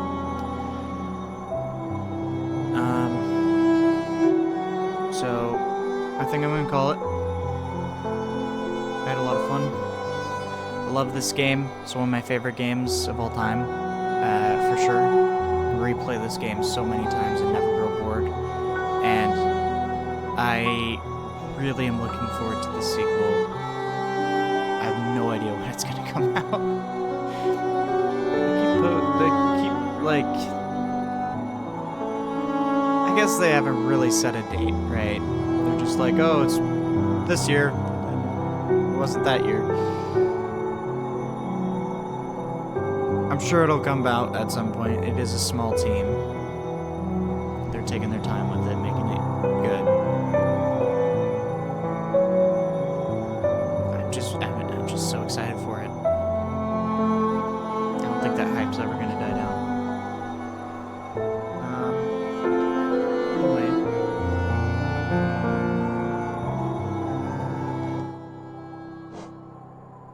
thank you all so much for watching, for being here. Had some really fun boss fights today. Yeah, I'm probably gonna play some more World of Warcraft on a future stream. Probably gonna come back to this too at some point. I really love this game, and I'd love to do not just a whole playthrough of this. I want to do Iron Soul, which is basically this game's version of hardcore mode. And what it is when you die, you don't go back to your shade to collect your money. Instead, when you die, you are dead, and the game is over, and the save deletes itself. So, just like hardcore in World of Warcraft, you lose all your progress if you die.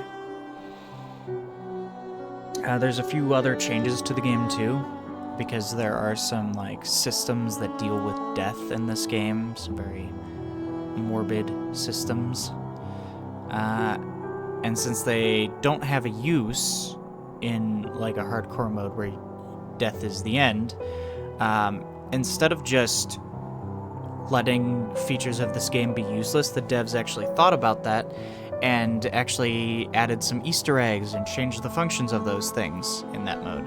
So I think it'll be really interesting to explore. I've never done it. I've never done Iron Soul. I've replayed this game a couple of times before, never done Iron Soul. Yeah. I'd also like to do the God Home DLC, which is basically a boss rush. It is my favorite DLC, and I've also never technically beaten that one either. So I think that'll be fun to do in the future as well.